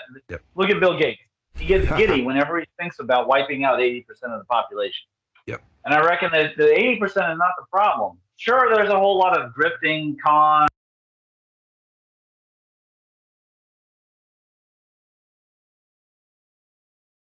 Congratulations, Mr. Gates. You can now create any kind of AI that you would like. Would you like to create a wife that's perfect? Or would you like to create an athlete? Or someone of that stature? No. Let me see. No, I want to create a dark AI. But why would... never mind. People are messed up. People who shouldn't be having kids, they don't do what I do, which is like really take time with the kids and teach them how to make space programs and use the software and improve lives. I mean, there's a whole lot of really bad parents out there, and there's a whole lot of really bad actors out there, and there's a whole lot of crime and just debauchery and just foolishness happening. No one is denying that. That is definitely true. Gates is a But crank. for every 100, let's say, like bad kids, if you get one Thomas Sowell who pulls himself out of the misery and then goes on to become a world-renowned economist and an inspiration to the next 100 that come along, you've got a victory. In terms of human momentum, you've got a victory. Because misery and sacrifice and pain make strong people. This is the truth of Kung Fu. Mm-hmm. Now, I don't know, you probably don't know this about me, but aside from having a black belt in the Kung Fu and doing all the boxing and stuff, I did this type of training called Iron Bone. Do you know what that is? Iron what? Iron Bone. No. So what we do is we take an iron bar, and I mean this literally. It's a steel bar. You wrap the shin and the arms in ace bandages to keep the skin from tearing, and then you roll the bar across the bone, and all that weight is then divided in a small area. It increases the pressure incredibly, and it crushes the bone. But when the bone grows back, it grows back denser. So then when you kick the person in the leg or in the arm, or you hit them in the arm or whatever, you have this crushing power behind it. And it does work. It absolutely works. It's painful as hell. It's way worse than getting kicked in the groin. But the end result of it is an increase of ability and power. The universe works this way. When a person goes through hell, they become stronger. Michael Jordan became the best basketball player primarily because his brother used to beat him so bad at basketball, and because he got cut from the team, it burned inside of him. It wasn't only that he was built to be, Michael Jordan. That's true too. He was built to be Michael Jordan, but he was burning inside with the desire to crush, and he created this competitiveness inside of him because his brother was constantly beating him. Now, most people, they become despondent and they just quit, and they don't want to play basketball, and then they come to hate basketball, and then they don't want to talk about basketball. They almost want to vomit when they think of basketball. Right. He didn't, and that's a different mentality, and it's a rare mentality. But that's why he became a billionaire. And for every one Michael Jordan, there might be 100 other people who are failures at life. That might be true, but that doesn't mean that we need to eliminate them. We have things that people can do, and we have ways to utilize that manpower in our society in healthy ways. And I believe personally, this is my personal belief, that there is even a use, if we could identify them before they become actual serial killers and stuff, to utilize sociopaths and psychopaths in positive manners. I believe that there is a use, that God would not create them wantonly without some purpose. That's my personal belief. I saw one comedy sketch where the parents knew the kid was a psychopath, so they decided to encourage him to become a dentist. I thought that was pretty funny. They just loved applying those dentist tools on his patients. It was pretty hilarious. I thought it was Jim Carrey. I can't remember who. What was the name of it? I don't remember, but it was a pretty funny skit. Oh, I think he was just mad with glee with the ability to use the psychopathic tendencies to be a dentist. It's pretty funny when you have a dentist like I had. I think he passed on, but I mean, he used that hook, man. He was always poking something. Yeah. At any rate, Bring back bad memories. Dennis. I believe that there's a use, and I believe that Nikola Tesla thought the same way, that we have to increase human momentum and human energy. And that's the whole point of this paper, is that we have problems to solve upon problems to solve. And that includes the study of the past. As you know, I'm always appealing to people to come and do the research. I got right now this guy on my Discord server, and he's busy challenging us to look into the black cubes. It's like, man, well, how about you look into the black cubes and apply the theory of the cosmology and tell us what you come up with? I've already got a laundry list of research problems and papers to do. You know, I don't need more assignments. We have to solve the issues of magnetism. We do not have perfect control. You see this right here? Yes. On page 72, you see this loss here. You see the red arrow? Yeah. Right. That's loss. That's magnetism in the cross beam here. Uh-huh. Yeah, we don't have perfect control of magnetism. We have the ability to direct magnetism, but we don't have it to where we can do everything we want. Well, that's exactly what we need for shielding for a super advanced craft. Yeah. Unless Bob Lazar is correct, which I'm not gonna go down that rabbit hole with him, not until he produces some proof. Right. Yeah, I'm not sold on him either. So we have here, a lot of our technology, engineering, and design needs aren't going to go in the order that we ideally should get them. For example, we're going to need the railgun launcher pretty quick, but we need the aerospace university now. And we're going to need the moon base, but more important than that, we need the hauler industry. But it's going to be hard to build a hauler industry because we're going to have to convert some portion of the aerospace and automobile industry. Will have to come together and work together with the aerospace industry that it already exists, like NASA and SpaceX, etc. Build that hauler industry. So people, we need leaders in there. Yes. Leadership believe it or not, is the key. Leadership is the key, and it's not exactly in high supply. There's a book called Tough Minded Management, and in it, he laments, and also does J. Paul Getty in his book How to Become a Millionaire. They lament the shortage of leaders and true American thinkers who believe in freedom and being honest and forthright and straight up, and no deception, no lying, and no creating fraudulent things. Like in China, they were putting companies on our stock market, and when you look at the assets, they were piles of cardboard, and claiming they're $20 million assets. Right? You can get away with that in China. You can get away with stealing and patent infringement, etc. We don't have room for that because nature will punish. God and nature will punish lying, deception, and fraud. I believe so and too. It does no good for the West to become like that. We've got to be the leaders. We've got to hold ourselves accountable. We got to stop saying it's okay to cheat in school. It's not okay to cheat in school. If you failed your test, you failed your test. So sorry. Yep. But math is math, and it's not going to change because you don't like it this year. Right. And that isn't going to. If we don't have that standard, we will not survive in space. That's what I'm saying.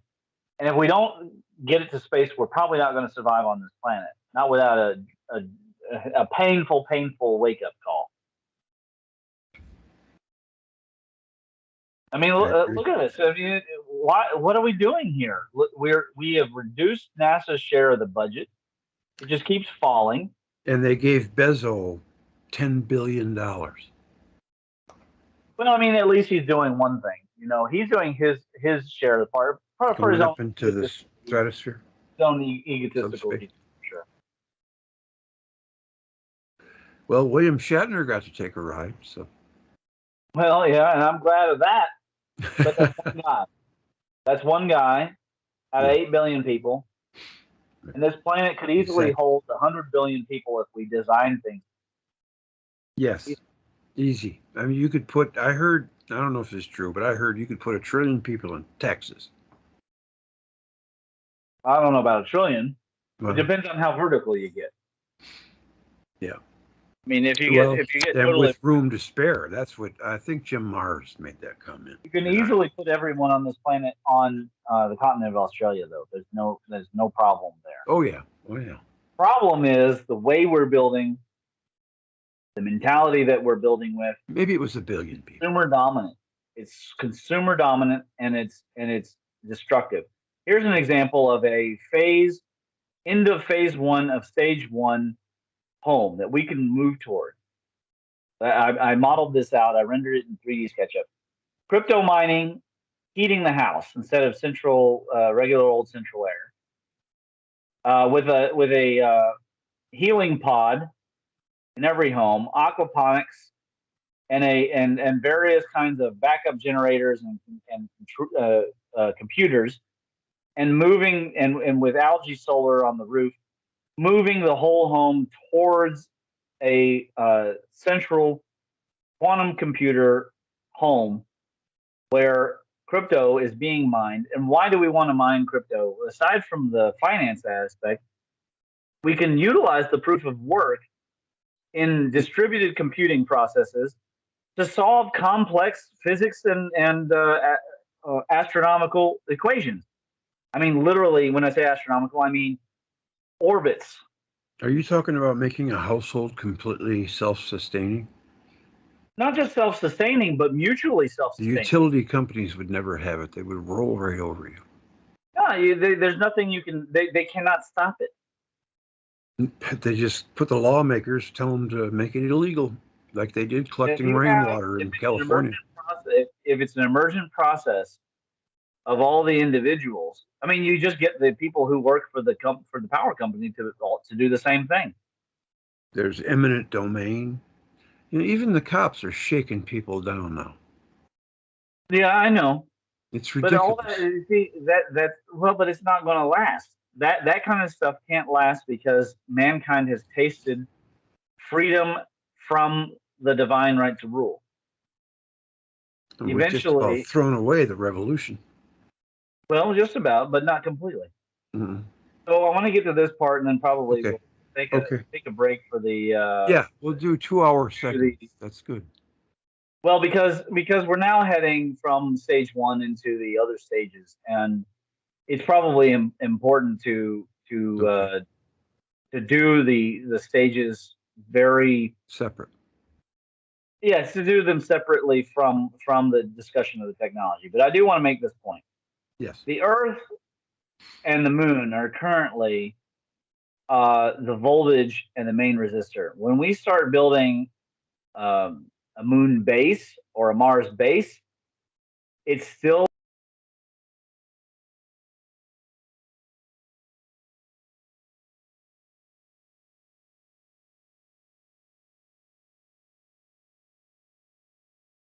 I may not play this one in its entirety because I want to stay within 3 hours. It's 2 hours 11 minutes already. I have a nice video to show you that I did with Andy on life after death and the other dimension thing, which I'm really interested to listen to again as well.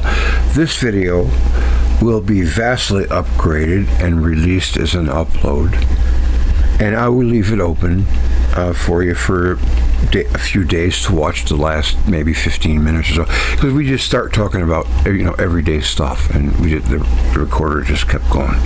So then I'm gonna play maybe, I don't know, we'll see where we're at $1:45, and if it's going good, we'll let it go. If it's faltering, then we'll get into the consciousness, because I'm looking forward to it.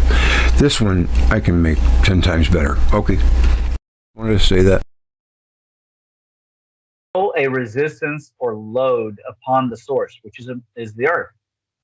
That's unhealthy for the earth, especially if we do have these mega industries that are constantly basically orgasming and ejecting material out into space constantly.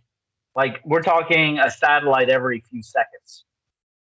They're being assembled on the fly, and every few seconds electromagnetically launched out into space. If that's happening consistently, the Earth would become drained. So it's very important that we move towards creating individual Mars and Venus as their own voltage source. That they provide their own energy, they manufacture their own water, they grow their own soil, and we've provided them with enough seed clones that they can clone those clones, and they can forest themselves. And of course, they're already doing the atmosphere exchange from Venus to Mars. And when we run out of carbon, because we're making carbon nanotubes, apparently someone wants to create carbon dioxide propelled rockets. I thought that was interesting. So when we run out of carbon because of these activities, we may have to transfer some of Venus's carbon back to us. We only have 0.04% of our atmosphere as carbon dioxide. Yes. So exactly. it is a small sliver. We have this particular obsession, like, causes global warming. That's, of course, bullshit. So we have to call on that. We have to call that bullshit out, and I think that's important that people do.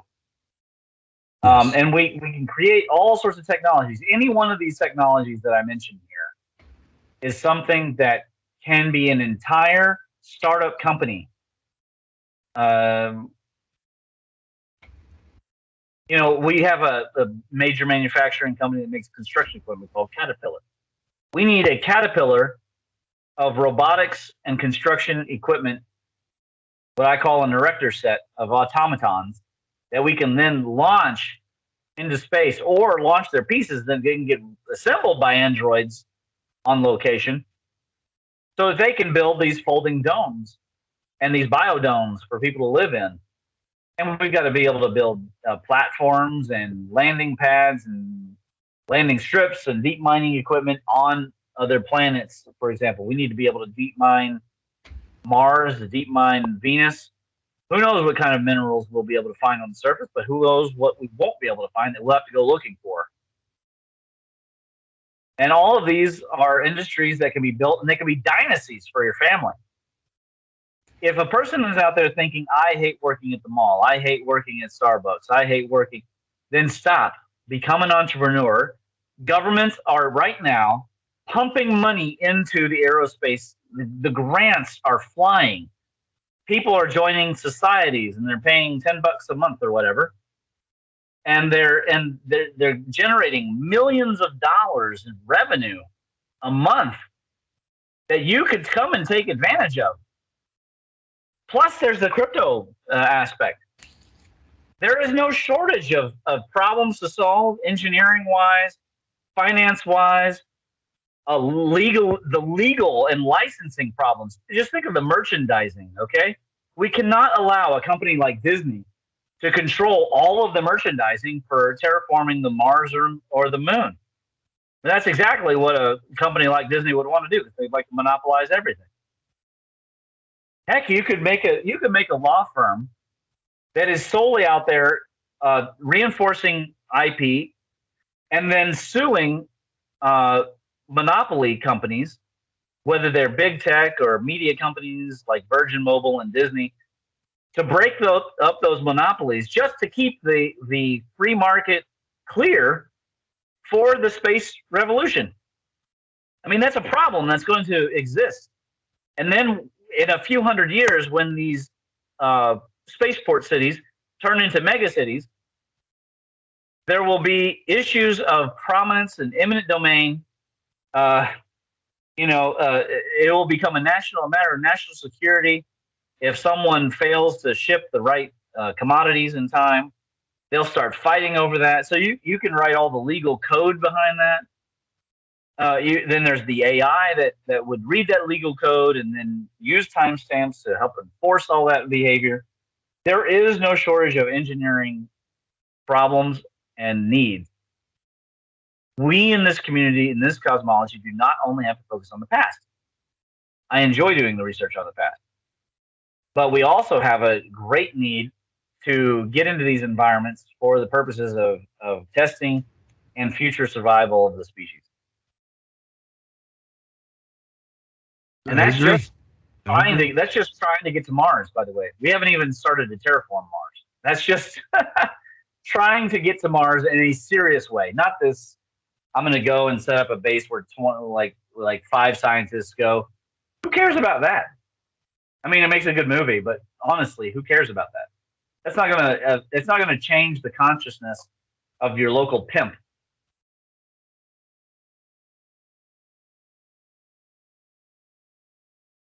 That's not gonna free up the child. The child is not gonna want to pay attention better to what George Washington was saying because somebody went to Mars. He himself has to experience that.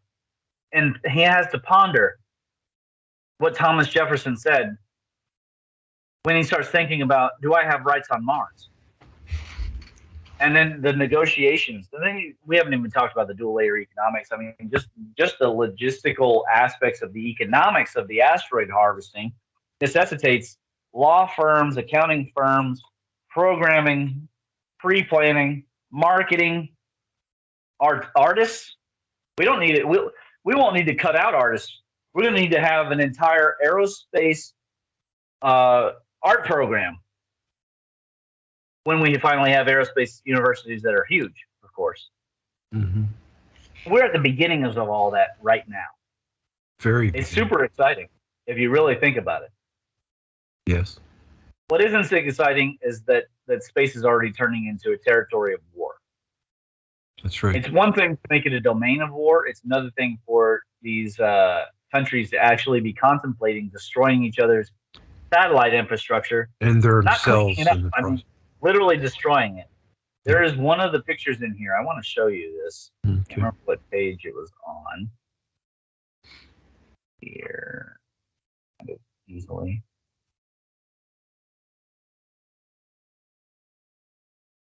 Andy knows what I'm talking about. And it's a half ounce piece of plastic. Oh, by the way, take a look at this. This is from the Rogue One film. Look at all the motifs that show up in this one scene. You have the eclipse, the cosmic pole, the plasma blast, the destroying of a city. Yeah. Wow. We can't get over this stuff. And a new weapon. An atom bomb or an H-bomb from a laser beam. Actually Venus, right? Oh, here's the coal trolleys I was mentioning. I couldn't find the animated GIF of these coal trolleys, but they don't use any. They're not like our trolleys over here. They don't use electricity. It's pretty awesome. Can't carry air in that, pal. Oh gosh, where is this? It's a piece of aluminum. That looks like an interesting segment there with the saucers and cities. Yeah.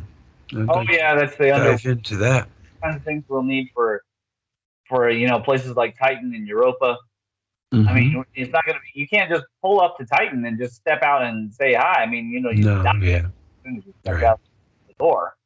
Yeah. Toxic. It's freezing, and that isn't going to terraform quickly.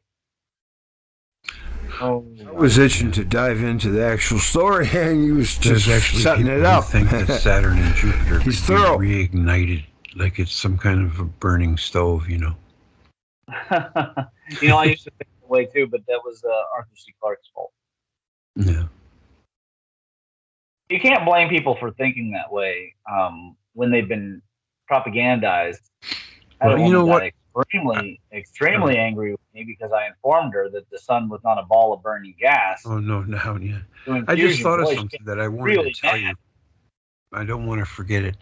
You know, Saturn is almost like an anti-sun now. I mean, the sun, as you move out to the corona, gets hotter. Saturn is exactly the opposite. It's below zero on the top, and as you go down, it gets to 11,000 Celsius, hotter than the surface of the sun. Did you know that? Yeah, well, it's probably no longer behaving as an electrical source, but as an electrical load. And it's Uh, still in catastrophic, you know, war yeah, with itself. it's been robbed of its electrons. I would say. Hmm. Hmm. I reckon that Wall is very correct on the stage. Once the star splits, once The word I Shamash was splits looking for was into Proto constant Saturn and motion. Jupiter, Yes. I think that that's where he starts becoming correct about Proto Saturn and stuff. But the dwarf stars' behaviors, we don't know. Maybe it Right. was a brown dwarf. Maybe it was a red dwarf. We don't know. Well, you know, it could have been a yellow dwarf Yeah, at one time too, being it heated, could you have. know, extra Yeah. power from the sun for a, Look you know, here. period. This is what a half-ounce piece of plastic going 15,000 miles an hour in space does to the luminance. Wow. A Amazing. half-ounce piece of plastic. Mm. I mean, It's this is not devastating. a trivial problem. Hmm. And dealing with issues of priority and prominence, eminent domain, um, these are going to be big, big issues Agenda in the 21. coming era.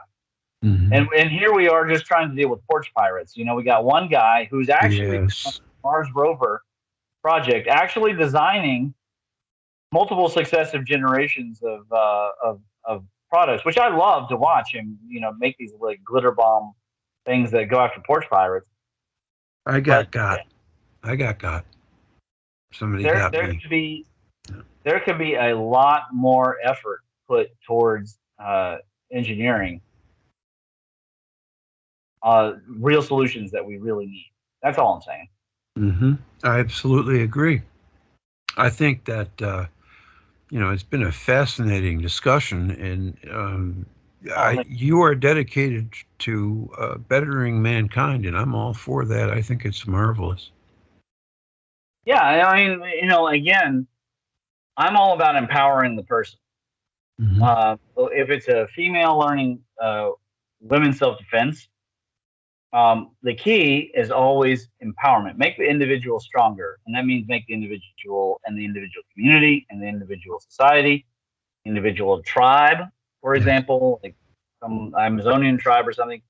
Empower them, make them stronger. I'm all about that.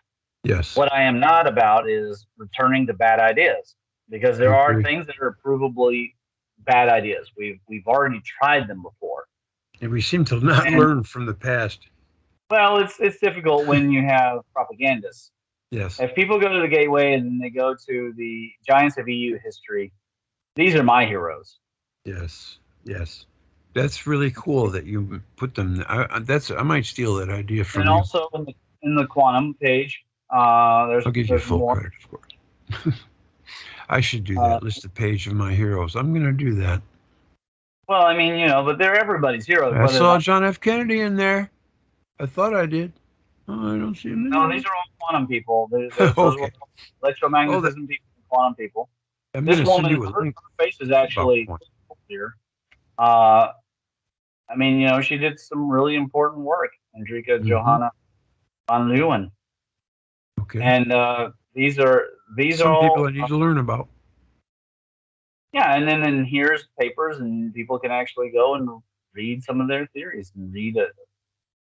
When I was a child, aside from Stephen Hawking, in general, these people were the heroes of mankind. Social media has replaced it with nonsense. I mean, look, I love a lady to shake her can, okay, but the WAP stuff. This is a propaganda set to destroy girls and destroy their images of themselves. There is nothing about the so-called white male culture just Hmm. stopping these girls from being strong. Didn't stop her, Nope. Hendrika. Nope. All these guys, they didn't stop her.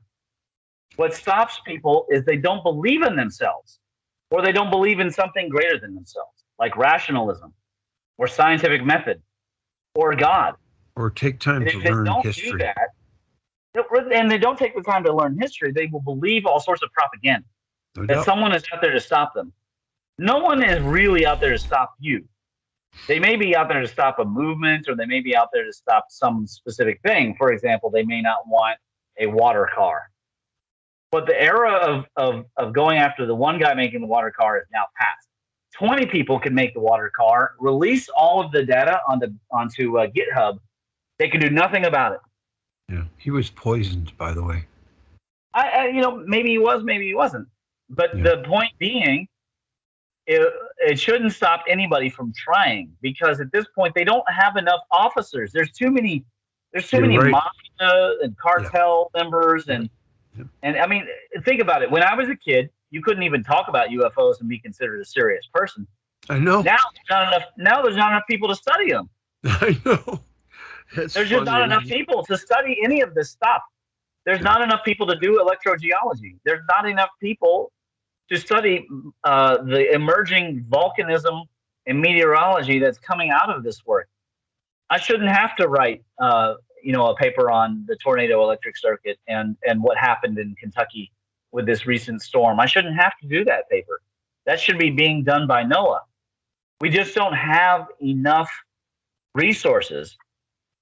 So where is this call to reduce the population, that we have too many people, that we have the bullshit? We have not enough manpower, not enough intellectual horsepower. And China has way more than we do, and they are already winning that battle. Let me show you something before we stop here. Okay, when we go to my directory,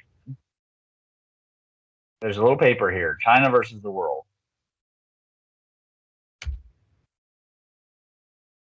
Okay. Okay. Now look at it. I invited Shockwave just in case she hear him. Okay. Look here. This is China's IQ. This is not TIQ. Just regular IQ. This is China's total distribution curve and our distribution curve. Yes. That our distribution curve is not only smaller, it's also lagging. Pitiful. Which means at the higher levels of real actual genius, out there beyond 120, 130, their advantage becomes, I mean, look at this, at 100, where is that? At 134, which is not a particularly high IQ. It's a pretty good size IQ. It's actually, so happens to be mine. I will just out myself. Okay. Mm-hmm. That means for every one of me, there's 10 in China. Think about that, Greg. Yes. You're always very complimentary of me, and I appreciate that. But for every one of me, there's 10 in China. Yes. Maybe not that have all of I appreciate your intellectualism, and you always come off with the stuff that is good. I appreciate that. I actually don't like to be called smart. As a pet peeve of mine. But the truth is, I'm not unique. In China, there's 10 of me. Yeah. What's the average IQ in America today? 98. 98. Yeah. And that's actually kind of high overall. If you look at Europe, there are places in Europe where it's a little higher, like 100, but generally speaking, it's lower. So you can't use Europe to solve the problem. Look here. They have the same problem. Yes. It's lagging behind. There's still an advantage. And you think, okay, we can use Russia. No, we can't use Russia. We can use India. No, you can't use India. India's, they have the same size curve, but it's lagging way behind. Yeah. So the advantage that China has all the way out here at 1.6. Why do you suppose that is? It's just a matter of mathematics. Ah. So we have to ally. We have to ally, number one. And number two, we probably shouldn't be, we can compete with China, but we should not be warring with China. No. It's just not going to work well.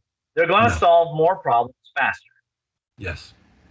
And I implore the Chinese leadership, if any of them get this, to stop thinking, well, then this is a good sign for us to take the advantage.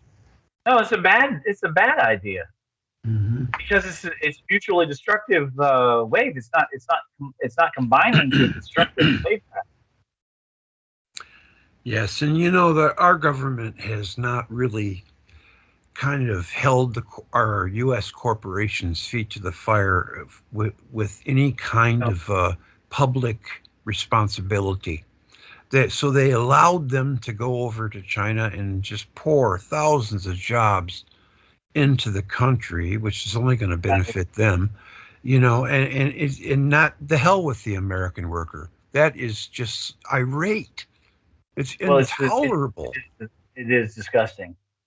And it's also a losing program because if you look here, even if you combine all the allies, include just throw in Brazil in here, why not? You still end up lagging behind. This red curve is leading. Our own president it's not sold like that us just out. In America. It's like that in Australia. It's like that in Great Britain. Exactly. All the way across the board, the whole modern Western countries have just dumped their jobs into China. Being the so-called good side is not the same thing as winning. We have to be smart. We have to allocate our resources in a smart way with forward thinking, and we need a seriously good movement to be behind. And we never felt better as a people and as a nation than after we had the space program and the space shuttle program in the International Space Station. And now we're going to let the International Space Station burn up. It's gotten interesting, so I've just let it go. We should be launching all sorts of James Webb telescopes. Why do they make them one at a time? This is particularly one of the things that really irks me, is that we're going about this in such a helter-skelter, slow manner. There's just almost no forward thinking in it. And we've made so many assumptions. I mean, how many times have we been to Mars looking for life and water on Mars? Yeah. And made these assumptions, and we found lots of good information, but we didn't find what we were looking for. Why? Because of bad assumptions. Yeah, if you land on Earth in the Sahara Desert, you're not going to find much life either. They're not looking in the right places. Why aren't they sending the rover into Sidonia, where the face is and all that, looking for... I sent you a thing from Tom Van Flandern that you might find interesting on the signs of life on Mars. It's pretty compelling. Why aren't they looking in the right places is what I want to know. I don't know. And we could chase, what the Bible says. You could chase the birds or you can keep sowing. I reckon we keep sowing. Yeah, the Bible has some profound knowledge in it, that's for sure. It does indeed. It does indeed. Yes. Because the sun is going to dry up the seed. The thorns are going to choke the seed. The seeds are going to fall on stony ground, bad soil. And the birds are going to eat the seed. We could chase the birds or we can keep sowing. And that's what I reckon that we do. And that's what I advocate that we do. Yeah. And I also advocate that the individual, male or female, maybe especially female, or especially anybody feminine out there. There's a whole lot of soy boys and betas these days, I hear. All of you, get good at wrestling and boxing, because if you ever are working on this stuff, trying to better mankind, and the FBI does come to water car guy you, make it painful. Yes. Take them out. Me, I don't mind saying that right now. If any FBI agent that's listening right now, come get some. Yeah. I mean, you better have a warrant, but you come get some. Because I am going to keep fighting for freedom. Yeah. Your propaganda is not going to work. We will overcome. Yeah. The spirit of 76 will not die. And your masters and all their pedophile elite, they will all burn in the flames of hell. A very prophetic statement from John F. Kennedy, who's one of my main heroes, is one person can make a difference, and everyone should try. Absolutely. And you're going to like this. My new company, thecryptofirm.com. I'm not here to advertise. I'm just saying. That's okay. I don't mind. You I have him plug right your here. thing. Yes, there he is. Yes, sir. If not us, who? If not now, when? Now when? Absolutely. Those who make peaceful revolution impossible make violent revolution inevitable. How about that one? There you go. Hey, that's a really good one. Yes. You don't hear that one often enough. No. So I don't want to do Conquering the Solar System. 'Tis better to light a candle than curse the darkness. Ashes of Atlantis and the Something for Nothing I want to make this a 3-part series. I told you I'm all for it. I find There's this all certainly, absolutely fascinating, yeah, Ramon. it's gonna take. I mean, all of part 2 to do, and then there is a part 3. Okay, Uh, so we'll and then call it a and, show for this one. and then like I say though, the Ashes of Atlantis, you should go through that. I really do. This is obviously Okay, kind of I where will. I will. this is, but I'm always interested I in step that. Yeah, I step maybe through I'll why probably the read it Rishat to you and make is a show definitely out of not it. Atlantis, Everybody is interested and in Atlantis. I I know I am. timestamp their conversation, 51 timestamps out of their conversation, and then I go right through it. Edgar Casey said something about a 2-eye stone that was that Atlantis employed for their electric power. I never get enough information on that. Have you heard anything about that? The 2-eyed stone? No, don't know No. anything about it, man. I just stick to what I can find. What Right. Yeah, ah, that's one of them things that's out there. You know, you yeah. don't know if it's real or not. Yeah, but Atlantis always interests me, so I will look through your Well, papers. and I have the entire Maybe Atlantis you book can do a in. show on it. That way, people can stop referring and talking about Atlantis, and they can just read what it actually was said about Atlantis. You See, I know, have this. I uh, have this intuitive feeling about the whole Atlantis thing. It seems to me this is my intuition and pure speculation on my part. It seems to me that at one time 3 planets had to condense into one, and the planet that was technologically advanced was the uh, civilization that became Atlantis, and they were very malevolent to the other planets' races. And this would explain why we have so many different races and blood types. But the cataclysm happened, the Velikovsky Doomsday, and they lost their power, and now they are trying to reacquire what they once had. I mean, maybe the thing is, all I ask is for data. That's If just intuitive you were to write speculation. it, right. Well, and that's fine. But if a Mhm. person wants to write a paper in the EPMC style, again, there's an entire page, and I moved it to make it even simpler on the gateway, EPMC gateway. Don't forget to include that. There's a volunteer and there's a standard. Mhm. And in the standards, cite what you assert. Where you can follow Occam's razor, utilize the scientific method. And then I've even included here an alt-stream thermal spectrum for the quality of the research. At the Mhm. top here is Robitaille and Crothers and Donald Scott and Gareth from See the Pattern does a pretty Those deck. are some names.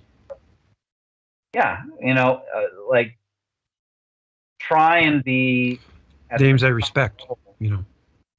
Yeah. Be as close to them as possible. I get all sorts of people that write to me and they want me to review their work. I got one such message again today Mhm. on academia, and all I'm saying is that I've engineered the open source standard of EPEMC. Remember, that means extended plasma electromagnetic cosmology. Extended is so that we can all discuss all this stuff that doesn't have to do necessarily directly with plasma, electricity, or magnetism necessarily, right? It's not something that's been found in a lab and turned into a machine.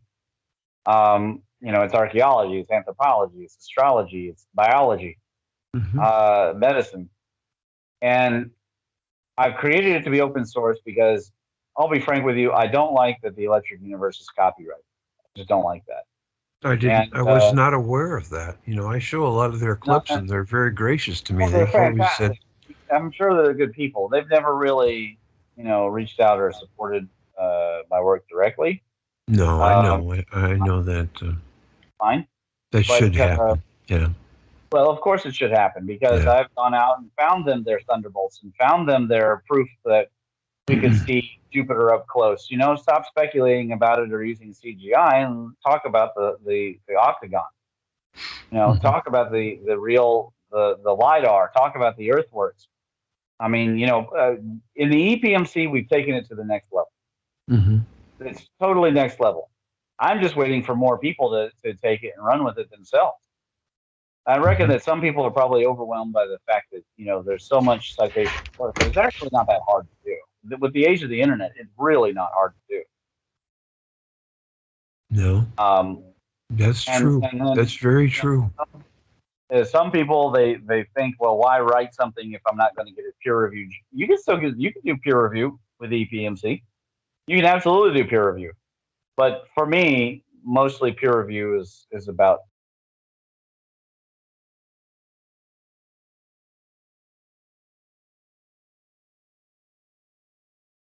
And we can stop there. We just end up just talking about some things. I will leave it open so you can watch the last 17 minutes if you'd like. When I release the video, I'm going to edit it, condense it, make it pithier, and make it more visually attractive. And then, at the time, we'll just scoot on by. But also, I just wanted to get into that consciousness video a little bit. I'm really interested in hearing it. I haven't heard it since we made it. And also, I got a couple of things here I want to report.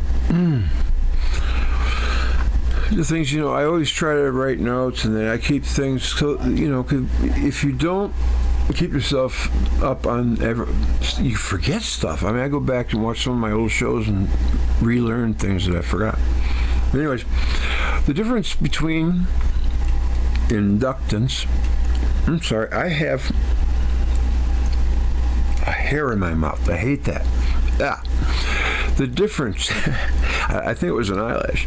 The difference between inductance, I lick my eyeballs. No, I'm kidding. Okay, the difference between inductance and capacitance is that inductance is a property of a current carrying conductor, which generates a magnetic field around the conductor, whereas capacitance is a property of a device to hold and store electric charges, and it can release them like a strobe light. According to Merriam-Webster, induction is the process by which an electrical conductor becomes electrified when near a charged body. I just thought you might find that interesting. Let's see. Here's a couple of things I wrote that I thought was worth repeating anyway. I just got to find it. Oh, yeah, Ramon referred to, because sometimes I just make notes when he's talking to keep the thought. I have to remember what the name of the... Oh, yeah. I should have said right away, I need to get the name of that bud that he's smoking, man. He's smoking some good shit. People like, Gates, they mystify me. That dude has $9 billion or so dollars. Seems empty inside. I mean, have you ever seen him smile? I don't know. He just looks like he's a crank in a bar that's drunk. That's what he looks like to me. And he was talking about Michael Jordan being that 1 in 50 million. In order to succeed, he was possessed. And, I think Bob Dylan said, if you want to get where you're going, just stay where you're at. And the most challenging times for people and us humans, and that's like in the middle to late teen years, just like what I'm going through with my son right now. Life is what happens while you're busy making other plans. The human mind does not gain that knowledge, wisdom, experience until life has been lived. Lessons have to be learned. Integrity has to be gained. It's late maturation that screws us up, I mean, our bodies and minds do not mature at the same level. It's so rare in youngsters who play sports and they're good and everything to not make those bad decisions, It's like, I wanted to read what I wrote. I lost my place. In this life, too late can come before anything. If you don't watch your step and be careful. I would probably say at this stage, from all the big dreaming and major league ball or want to be an actor or want to be this, right at that point 90% of the field is eliminated because they eliminate themselves with bad decisions. Can't put the tube or can't put the shit back in the horse. I just want to say that because, it's for a young person to make all the right decisions, it's like so rare in our country today. If you go back to 1963, people were walking around with suits on. Like sport coats and hats and a handkerchief and speaking very well. You look at them today, there's no comparison really, is there? We need to, I don't know, man. The family has really it's just taken such a hit. It's sad. We need to get the family, back into the, what America was in the 50s. I know it was probably an illusion, but what we perceived it to be. That's what we should be. And another thing, Tom Van Flandern, the astronomer, I was talking about him, he hypothesized that a planet exploded. And there is certain circumstantial evidence of the explosion, like the moon one of those moons of Jupiter. What's that? The yin yang moon. Well, half of it is black. He hypothesized that was from the explosion. And there is a planet in ancient times that they talk about exploded, and it just coincidentally the name of that planet that exploded was Krypton. Isn't that an interesting coincidence? All right, I'm going to get to that video. Something for you. Now listen to this and then tell me what you think. Quantum theory proves that consciousness moves to another universe after death. A book titled Biocentrism: How Life and Consciousness Are the Keys to Understanding the Nature of the Universe has stirred up the internet because it contained a notion that life does not end when the body dies, which is pleasing news to all of us. It can last forever.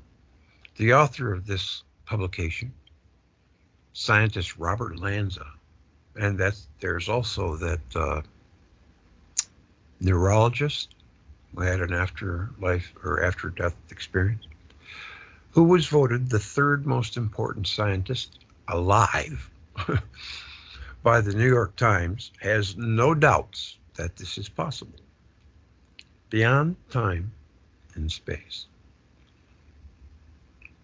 Lanza is an expert in regenerative medicine, regenerative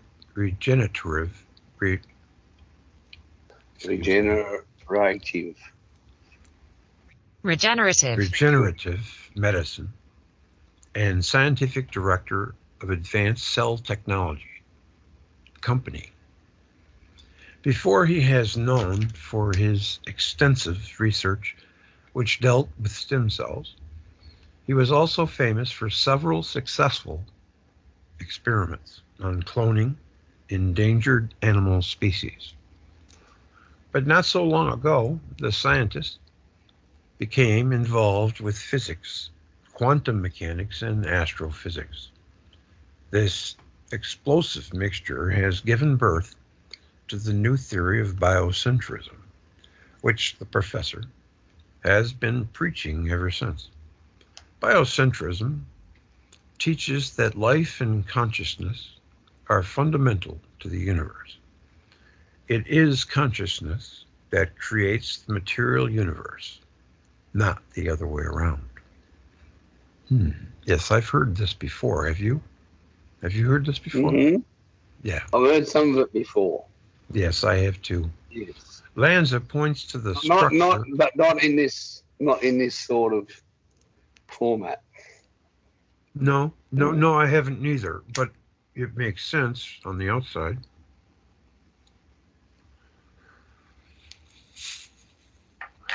Don't you agree? Well, the universe is alive. Yes. You could argue Thriving. it's like Earth. Brimming Earth over is a with. living organism. Yes. The ancient Egyptians thought that people were stars. Lanza points to the structure of the universe itself, and that the laws, forces, and constants of the universe appear to be fine-tuned for life, implying intelligence existed prior to matter. I've often thought that intelligence, or consciousness, had to create material to inhabit. Because if it's just a airborne consciousness with no matter, it would probably have that kind of power, I would think. He also claims that space and time are not objects or things, but rather tools of our animal understanding. Lanza says that we carry space and time around with us, like turtles with shells, meaning that when the shell comes off space and time, we still exist. The theory implies that death of consciousness simply does not exist. And I know atoms live forever, correct?